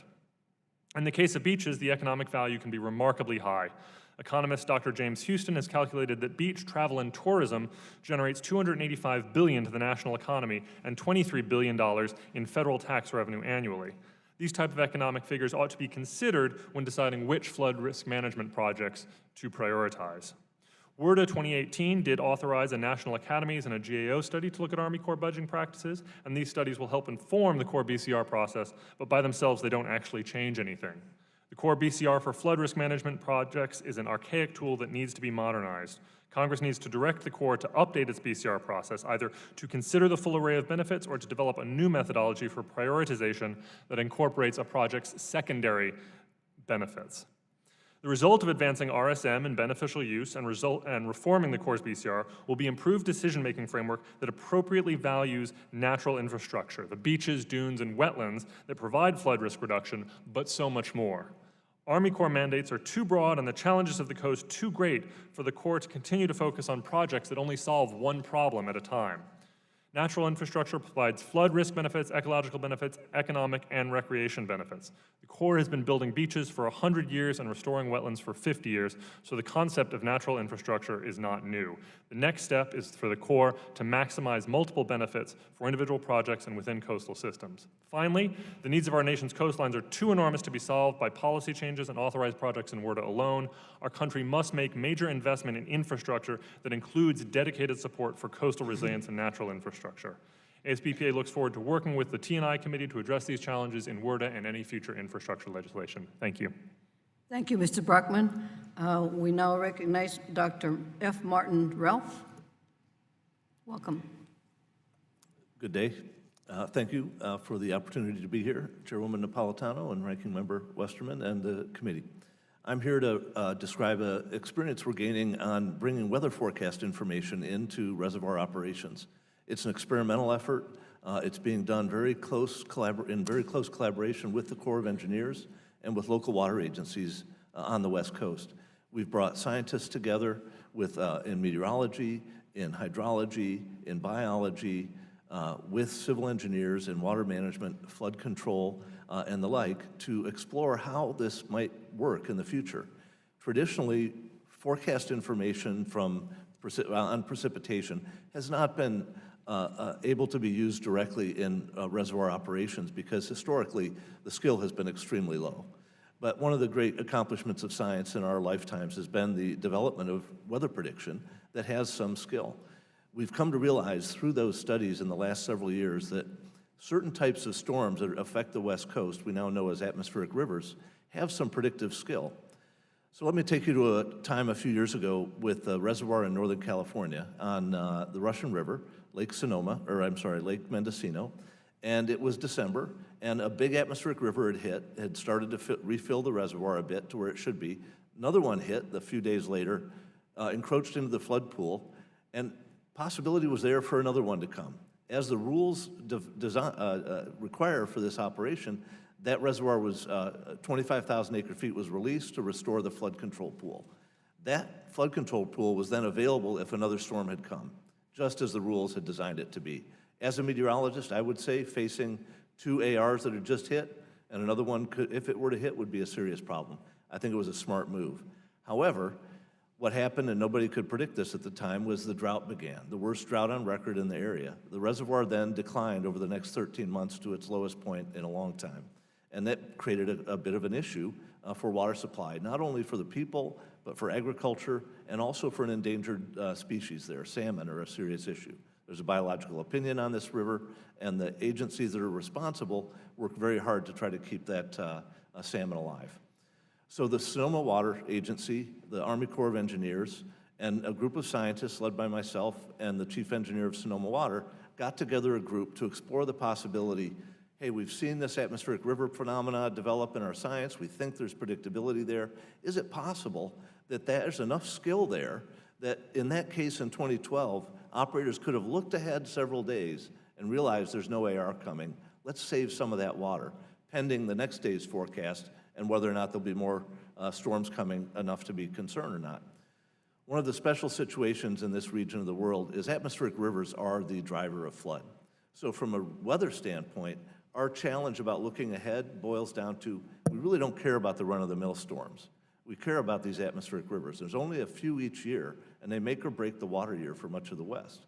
They also can produce very beneficial precipitation in the case like in 2012, but then if it went too far, it creates a flood. All right, so we got this team together to develop this work plan to decide if we could do a paper study. We had the Army Corps of Engineers fully represented on the committee, as well as the operator of the dam for water supply. So the operators were at the table. We had scientists from hydrology, meteorology, and others, together with NOAA, Army Corps of USGS, the Bureau of Reclamation, and others who have expertise. And we just had we developed a collaborative framework and developed a work plan that we agreed upon to proceed over the next several years to do a paper study. What we discovered in the first 2 or 3 years was that it looks very promising. So promising, in fact, that we were requested as a committee to submit a major deviation request. That was reviewed, approved, and now the reservoir was operated this last winter under this major deviation very successfully. Fantastic example of the Corps working well with its partners and with scientists to develop new opportunities. This has now led to additional studies in Southern California, very different environment, and in Northern California. Each watershed is different, the weather is different, the climatology is different, the operating circumstances differ, and we're trying to take a look at this new method in these other areas in a systematic way to try to explore the potential of it. Our committee believes that there's possibility for this to be broadly applicable, but we've also come to recognize that in my own naive, non-hydrologist way, every reservoir is like a person. It's got its own personality. Assuming what we find from one is going to apply to every other one is really not valid. So we're taking and developing a very systematic approach in close collaboration with water agencies that have to deliver water to customers and the Army Corps of Engineers who often cooperate the reservoir in some fashion with our scientists and the ecosystem experts to understand whether we can bring weather information in a more reliable way to support water operations. Thank you. Thank you for your testimony. That sounds very promising, and I hope that you develop it further to help anywhere in the United States eventually.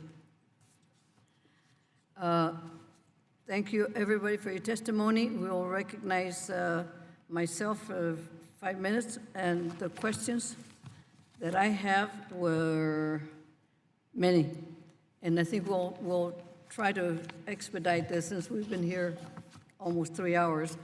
Mr. Virginis, this year's floods have devastated communities across the nation. How do we help ensure that the Corps helps to rebuild? How we build it better? Do you think the funding is sufficient to do so? I do not think the funding is sufficient. And again, as outlined in our testimony, and it was very interesting to hear the comments about how we can bring this to bear on all communities, right? Not just in communities with authorized projects. And the Corps has so much expertise, but it is unable physically to go out into communities to help with planning and doing projects, even projects where a community might want to do it themselves.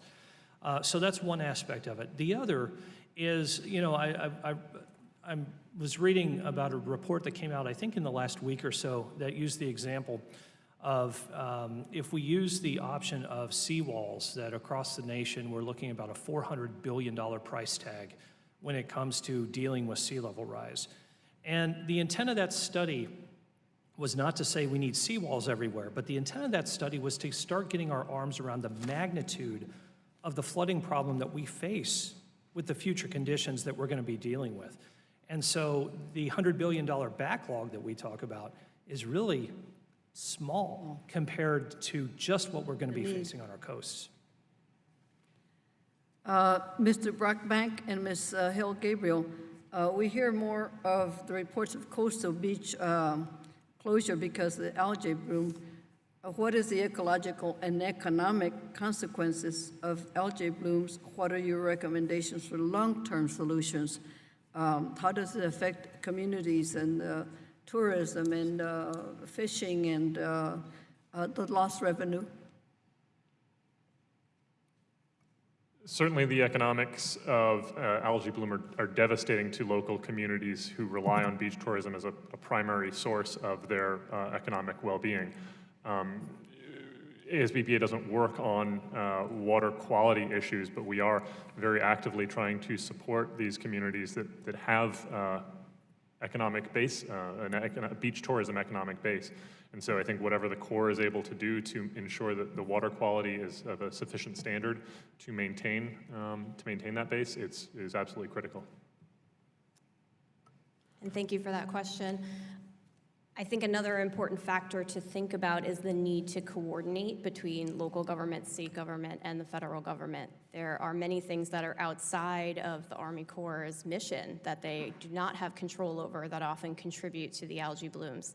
So looking at where, for example, there are state water quality issues that need to be addressed that end up having a confluence with the water management issues that the Army Corps is responsible for, we have to look at these things comprehensively. Almost in every case where we see a massive algal bloom problem, there's not one silver bullet solution. So ensuring that we bring the right people together to talk about each different decision maker or entity's responsibility in trying to address the problem is critically important. And I just have to share that, I saw Congressman Mast put up the pictures of the algal bloom in the St. Lucie estuary in Florida. And I remember that about 3 years ago, I went when it was particularly bad and went out there for the first time. I lived in Florida at the time, but not right there. And I parked my car and I opened the door and I was across the street from the water. And I thought, oh, I must have parked next to a dumpster. I was not parked next to a dumpster. This is something that, so far away, the smell was just really overcomes you, and it truly is something that you physically feel in your eyes, and it immediately makes it challenging. So, of course, people are not going to want to come to these destinations that are, world-renowned tourist destinations when that's the impacts that they're feeling. And so the economic damages that occur as a result of that are clear. Well, do you find that the agencies don't always talk to each other? Because when I was in state government, I had to bring them together to talk to each other and cooperate with each other, but doesn't that sound like it would be the norm?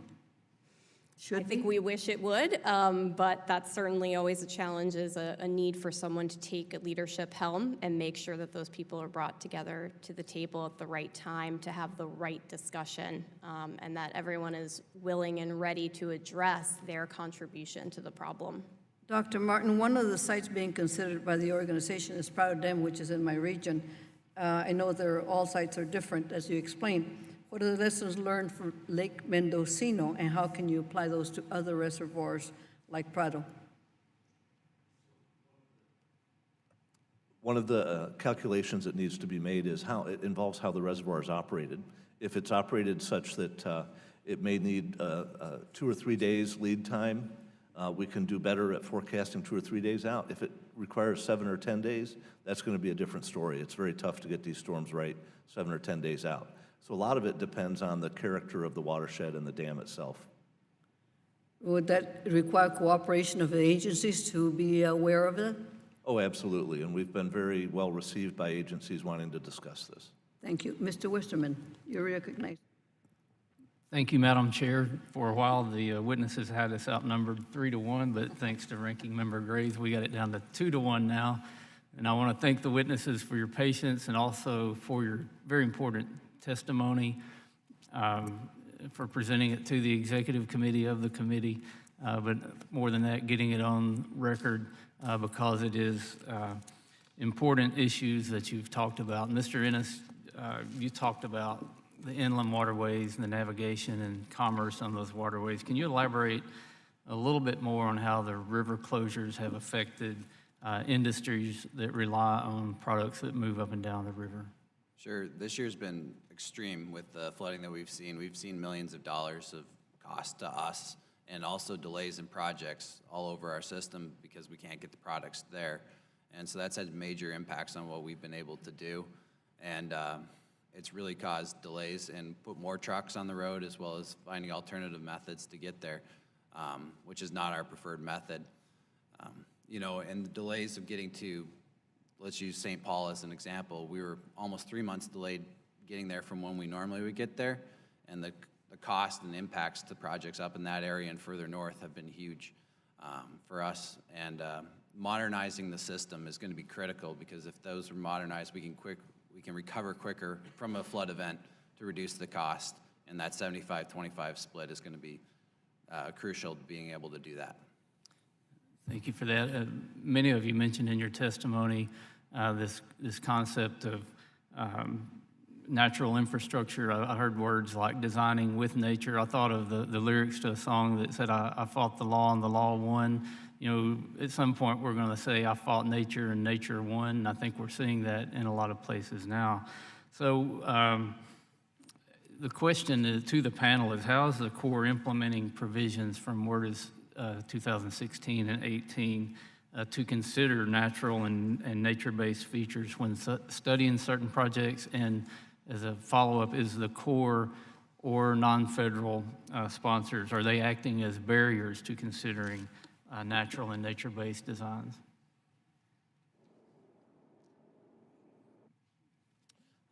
One thing that I'll mention is that we do have some concern that the Corps has not yet done rulemaking from some of the WRDA 2014 or also 2018 related to some of the natural infrastructure.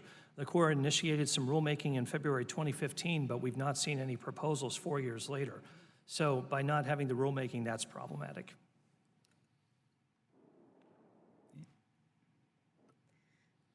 Thank you.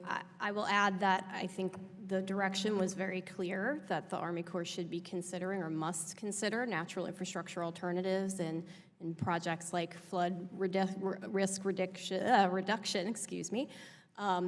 And yet it's very infrequent, almost never do we see a natural infrastructure alternative make it all the way through the planning process and get the same level of analysis of some of the more traditional routes for infrastructure. And I think an issue that a number of folks have mentioned today is the cost-benefit ratio analysis. It seems to be one hurdle to being able to fully analyze the benefits. And of course, Secretary James mentioned himself that he doesn't think they're able to fully interpret the benefits that some of these types of projects provide or options for projects provide. So I definitely think that as we continue to implement those provisions that the committee has made clear, we need to look into that more and help them be able to do the right analysis. If I may, I'll just be real quick. WRDA 2016, Section 1184, required natural features to be considered in feasibility studies. WRDA 2018, Section 1149, allowed for natural and nature-based features to be included in aquatic ecosystem and flood risk management projects. These were provisions that we strongly supported and I'm pleased were included, but they weren't requirements to do natural infrastructure. And so I think we need to change the framework for how the Corps decides what projects to do, rather than just sort of saying, you know, consider this, or you're allowed to do this. I think that needs to be there needs to be sort of a fundamental switch about how the Corps plans its projects, rather than just asking them to consider the project. And in my remaining time, Dr. Ralph, we've talked a little bit about innovations and using modern technology. During the flooding in Arkansas, I was out on the river a lot and met a gentleman in his local community. He had developed a sensor that was relatively low cost. He could put it on a metal fence post. He was putting these out on private property, and they were giving real-time water level measurements in 1/100 of an inch increments. And you can do all kinds of neat stuff with that kind of data.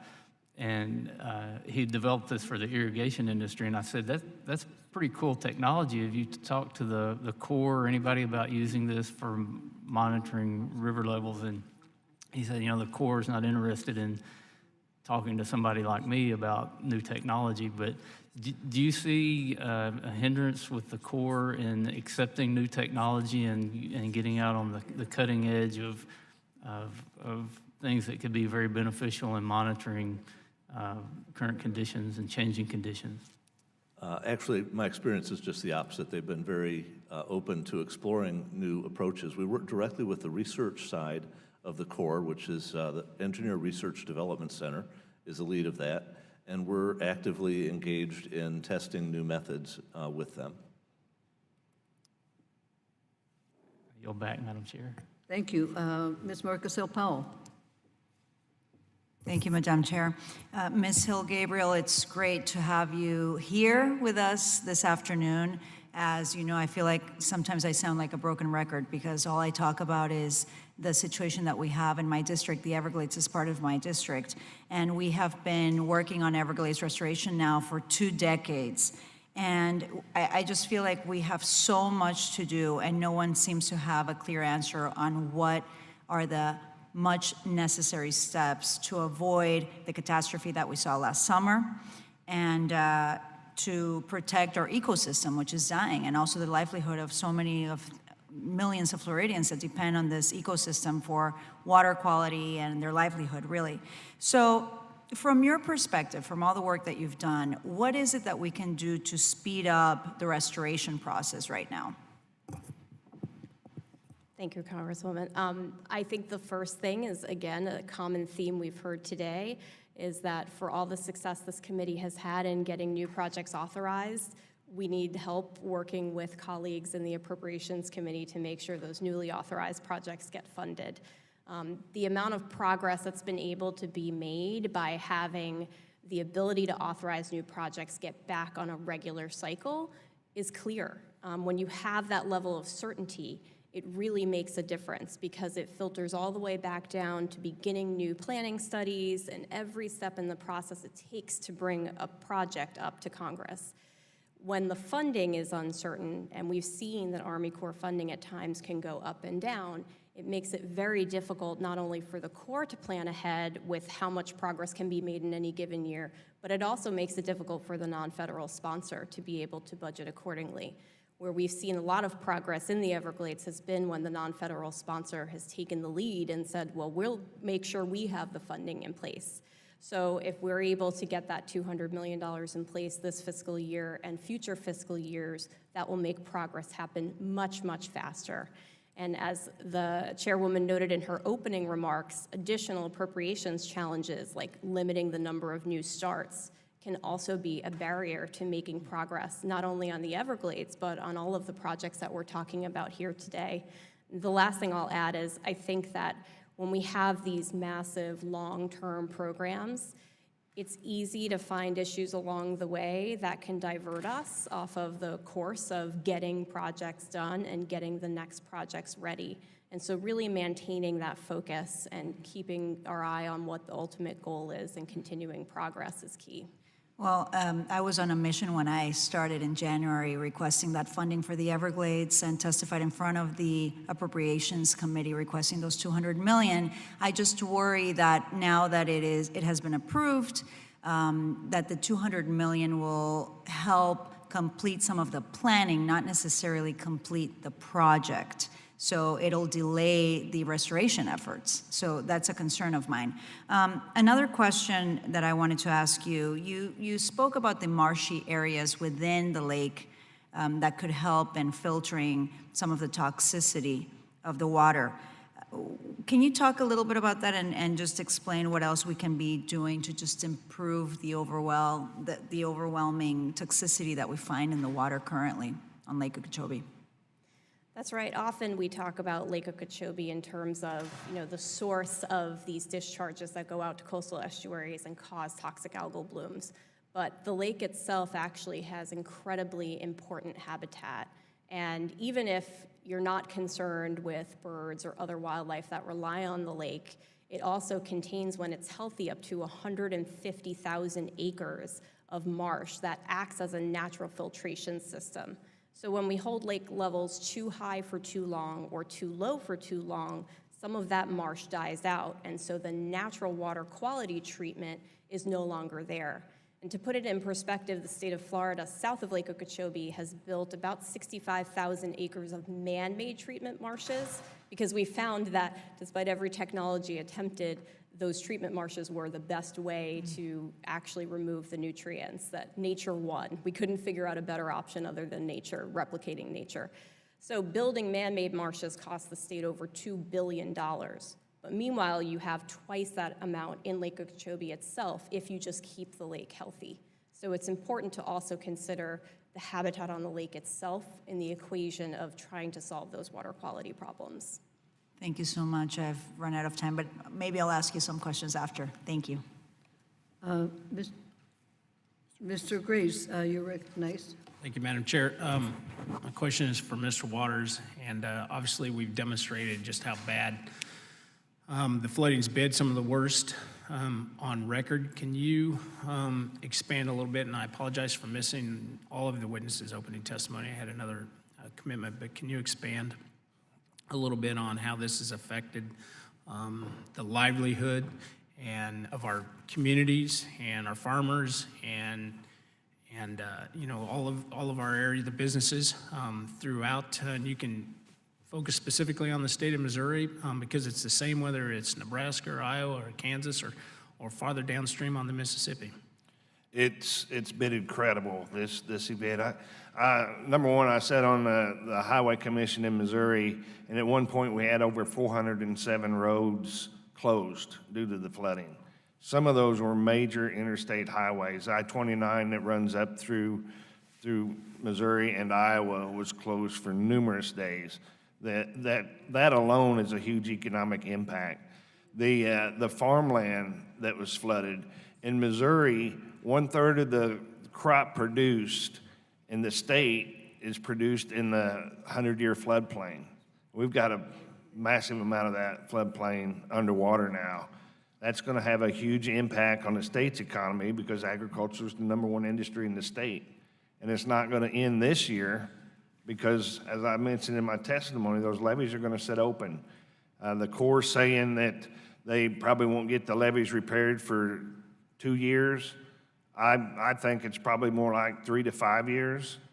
And so this thing's going to drag on a long time. And it just trickles through the whole economy of the state.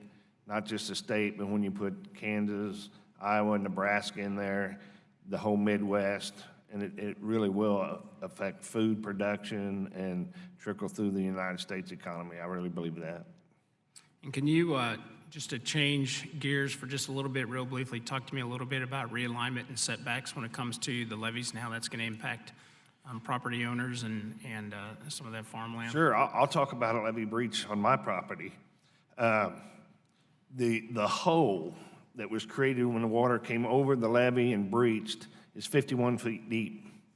So filling that hole would be very difficult. So we feel like we're going to have a realignment and ring that hole. So that can be expensive as well, but some of those realignments are, you know, they're necessary. There's no other way to fix them. We heard General Spillman say this morning, just in the levees they've been able to look at, $1.9 billion in levee repairs. That's preliminary estimate. That's just a tip of just a few of the levees that they've had a chance to get in and look at. That number is going to continue to increase. Thank you, Madam Chair. Thank you. Thank you, Mr. Graves. Mr. LaMalfa. Thank you, Madam Chair. My apologies for my absence here, multiple things at one time, so I appreciate Madam Chair having this hearing and this panel for being here. I wanted to zero in on issues with revolving around Oroville Dam in Northern California, which suffered a spillway breakage a little over 2 years ago, and since then has been rebuilt and is well functioning.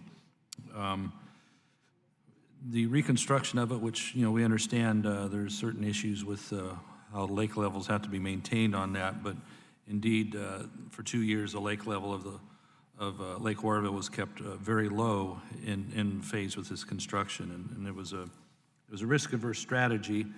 And again, it's understandable part of it here, but I think the net effect was the local economic issues faced with that, and I'll be addressing Mr. Ralph with a question on that here in a moment.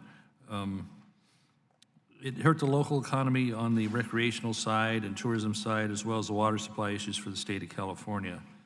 The state has yet does not contribute any real significant funding to Oroville to compensate for the county's responsibility to maintain roads, law enforcement, fire, et cetera.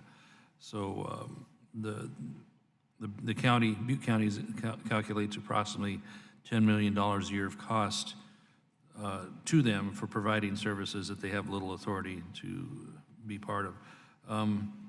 So with that, the dam, two economic problems that we need help with. We can fix through the FERC relicensing process and see that DWR is a bigger partner going forward on what its costs of the dam to the community are.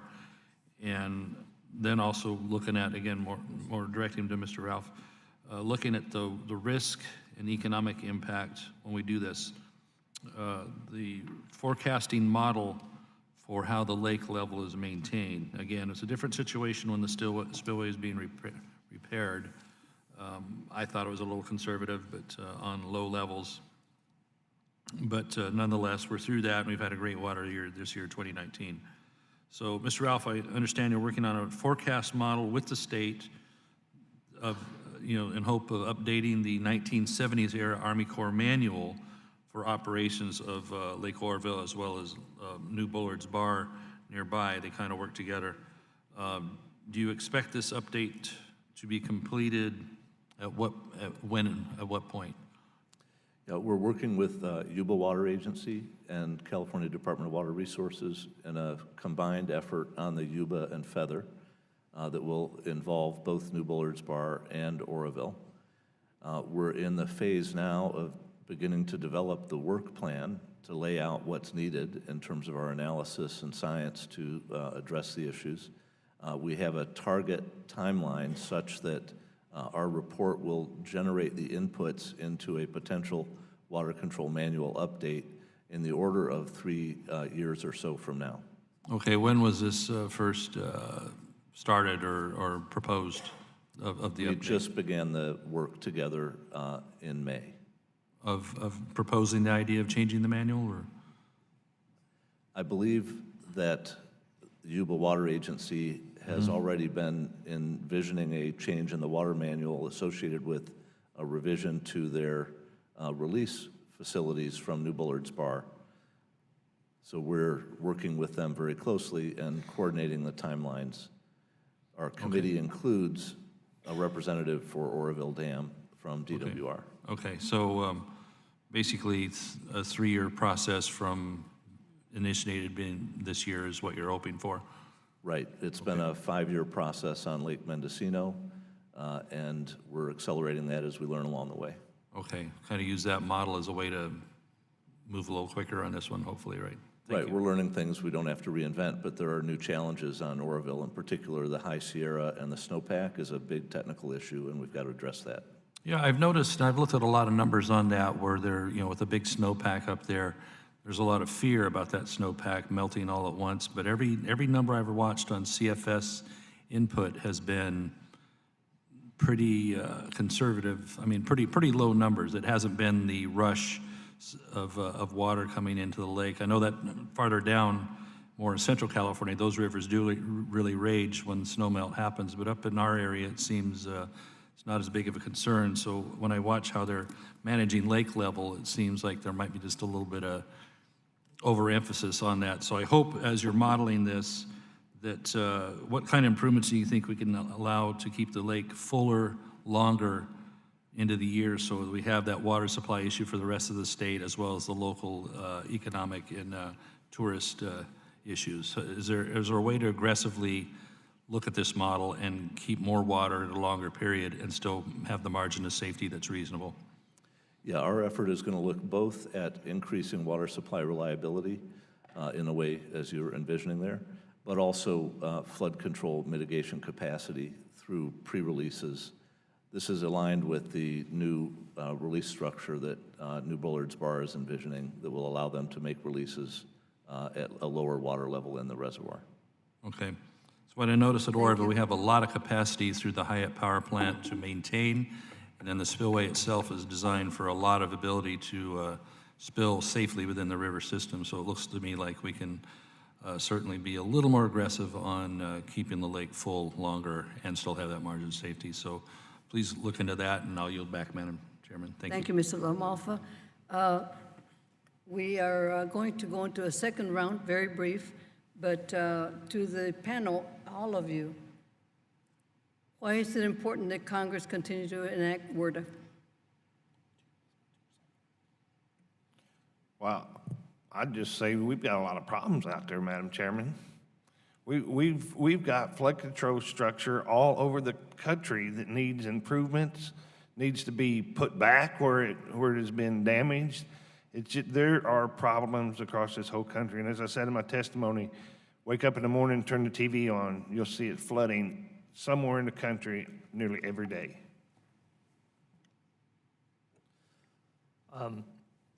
I very much agree with Tom in terms of the problem, and when you also add sea level rise, it is something that will be among the national priorities I think we are dealing with in this century. We need to have the full expertise and the resources of the Corps of Engineers, but also take a broader floodplain management approach that includes flood control. Thank you. The biggest thing that we've seen is the impact of WRDA hitting every 2 years. I mean, the impact that we've seen to the inland waterway system has been huge. We've started to see projects completed and move forward, and having that continue is going to be critical so that we can get these 15 priority projects done, and the cost share will be the next thing to hurdle. Thank you. Water is life's most critical element.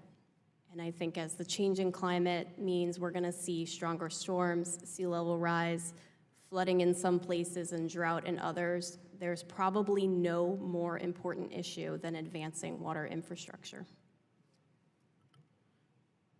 The Army Corps of Engineers is our nation's most critical agency in addressing many of the water challenges, but certainly the coastal challenges we face, and they need to have the full tools at their disposal and have the authorization to implement projects, and that's done by WRDA every 2 years. I see WRDA as providing a venue for dialogue about innovation and new approaches that could be helpful in the long term. Well, that seems to be the topic for everybody, that we need WRDA, we need the resources, and we need your expertise to be able to make sure that we address all the issues. And I'd like to ask my colleague, Mr. Westerman, for his comment. Thank you, Madam Chair, and I really look forward to working with you in the committee on getting another WRDA in 2020. It's something we definitely need to do. Your testimony is extremely valuable in helping us prepare for that, and I would like to yield the rest of my time to the ranking member of the full committee, Mr. Graves. He has a full 5 minutes. I recognize Mr. Graves. Sure. Thanks, Madam Chair. Just real quick, I was reading through your testimony, Mr. Waters, and you talk about the long and short-term needs necessary to get folks back on their feet and prevent future events. So from your perspective, can you go into a little bit more depth on how the Corps is going to balance different purposes like fish and wildlife, obviously to the detriment of flood control in many cases, but that as well as some of the potential proposed solutions that have been offered up, obviously from your perspective? Well, currently, the Corps is trying to balance 8 authorized purposes with the Missouri River flood control system, and they're trying to balance all those equally. Well, they're not equal.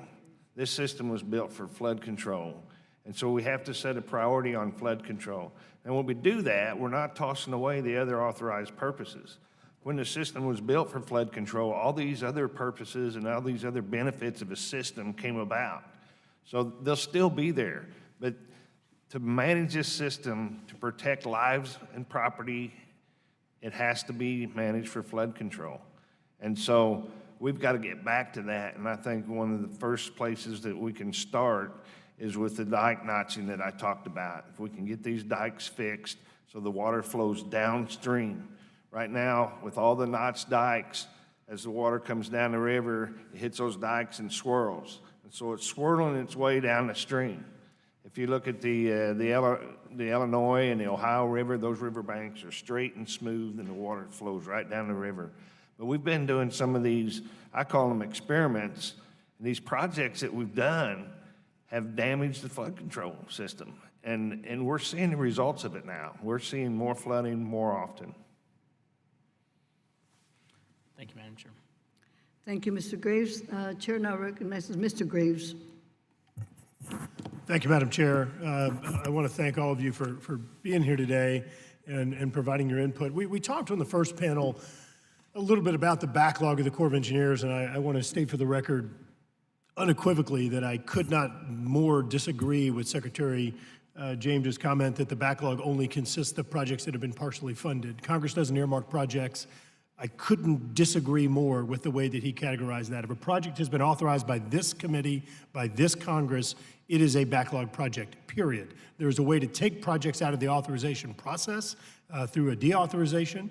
If a project is authorized, it is an authorized project and it's part of the backlog, period. But moving on, you all have experience in water resource projects in some degree. Let me ask you, just show of hands, how many of you are satisfied or think that the existing water resources project development and delivery process is adequate or corresponds with the urgency of the projects that you've worked on?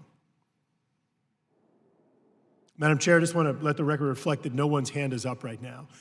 So you, I'm guessing, have worked on water resource projects outside of this Corps of Engineers confine. And look, I'm not beating up on an individual. It's a process. I think the organizational structure is flawed. Congress has some culpability. I do think you have people in the agencies and OMB that have culpability. But looking across your entire portfolio of experience, can you talk about, giving you a magic wand, what are some of the things that you would change based on how you've seen project development and project implementation occur working with a county, a parish, a state, or a not-for-profit or other groups? And Ms. Hill, Gabriel, feel free to throw some shout-outs for Louisiana. Madam Chair, for the record, I want to make mention of a National Geographic article that said that the Florida Everglades was a petting zoo compared to the ecological productivity of coastal Louisiana. I would never say those things. I'm just quoting someone else. But regardless, if I could get y'all's feedback on that question, I'd appreciate it. Well, I would just say there's a lot of bureaucracy involved in every project.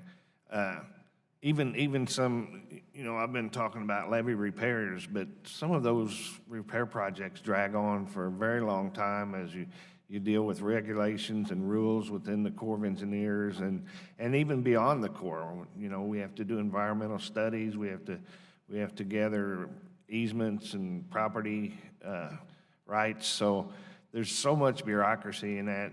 The timetable just for putting one levee back together is extremely long, and so that's Mr. why Waters, I said maybe 3 to 5 years to get this done. Is there a project that you've worked on outside of this Corps of Engineer federal confine that you say, you know what, that worked? Absolutely, absolutely. Which one? Can you give me? Through the NRCS. We have projects and they're water Another projects. federal agency. Yeah, but as a farmer, I can go to the NRCS, they can design my project and give me the plans, and then I can go outside and find my own contractor to come and build it and then get reimbursed for that, for the cost share or whatever. So allowing me to do the contracting and taking care of a lot of that stuff that the Corps does on the Corps water project saves a tremendous amount of money. And Madam Chair, going back to the dialogue we had with Secretary James earlier, this 1043 process largely, well, to some degree, provides for that. The Corps wrote 149 pages of guidance, so I haven't had a chance to go through it all, but I'm not sure that it's as efficient as NRCS, but it's designed to mimic that process where you can use the efficiencies of your own contracting and things along those lines. And so I do think making sure that we prevent that authorization from expiring is very important. When you finish reading it, let us know. Yes, ma'am, I'll send you the Cliff Notes. Any others care to comment on this? So another thing on adequacy, I think, is that, and Derek had mentioned this earlier, is that for natural infrastructure or for non-structural, the approach is incremental, and it's if the sponsor desires it, as opposed to being an automatic part of project development or repair. For example, in PL 8499, why isn't it that we don't, as a nation, have a rapid buyout program for people that want to just get out of the heck out of harm's way? Or better yet, why don't we look at the Community Development Block Grant Disaster Recovery Program, the Pre-Disaster Mitigation Program, the Hazard Mitigation Grant Program, the Corps of Engineers CG program, and instead of prohibiting each one of these from being able to commingle or work together, actually encouraging them to do so, to where we can achieve some of these greater objectives, like where it makes sense buyout, where it makes sense commingle funds and address the backlog of projects and others. Certainly a lot of efficiencies that I think we could incorporate, but we're going to address the rest of that through questions for the record. But I want to thank you again for being here today. Yield back. Thank you, Madam Chair. Thank you, Mr. Graves. Mr. Malone for a short one. Yep. Thank you for another round here. We'll try and do it halftime. Coming back to Mr. Ralph, since we have a little time, I just wanted to follow up on some of those Lake Oroville thoughts here. What kind of improvements do you think in the manual we can achieve that will allow us to keep more water in longer, especially in the summer months, so we have better recreation and tourism, as well as what it means for agriculture in the southern part of the state, and et cetera? Not being an expert on the water control manual process, I'm an atmospheric scientist. I'd like to get back to you on that if possible. Okay, then I'll follow up. Again, we have the ability for a mass amount of water to flow through the powerhouse and the newly rebuilt spillway. The spillway is large enough to overwhelm the levee system down below with its capacity. So how far out do you think a forecast model could project when we would need to start releasing water to stay within that safe range of a full lake, in the winter months, but not too full so we have an orderly release, but still, again, gearing towards a full lake at the end of the springtime, How might that compare to the standard that DWR is already able to use working with Army Corps?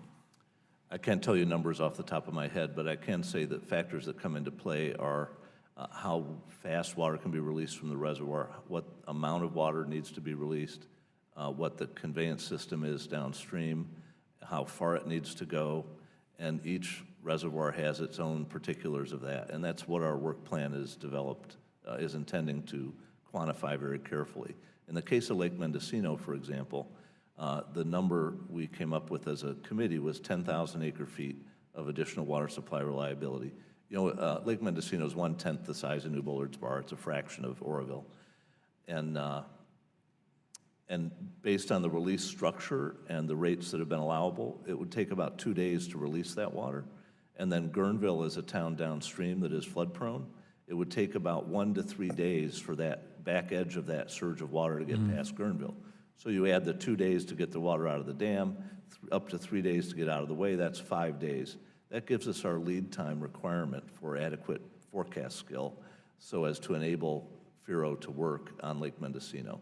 Yeah. So we'll have to go through those calculations very carefully with regards to the system. Makes perfect sense. You're either limited by the size of the spillway or the system below the levees, this river to, in this case, it's the river structure that's going to limit how much can go without unneeded damage. So I'd be very interested to see how a little more modernized look at what the snowpack release would be, so what's incoming to the lake is more realistic instead of, the more great level of concern, maybe unneeded on that. So with that, I'll yield back, and please keep me apprised as you're going along on that. We're very interested in that work as it unfolds. So thank you for that, and I yield back, Madam Chair. Thank you, Mr. Lamalfa.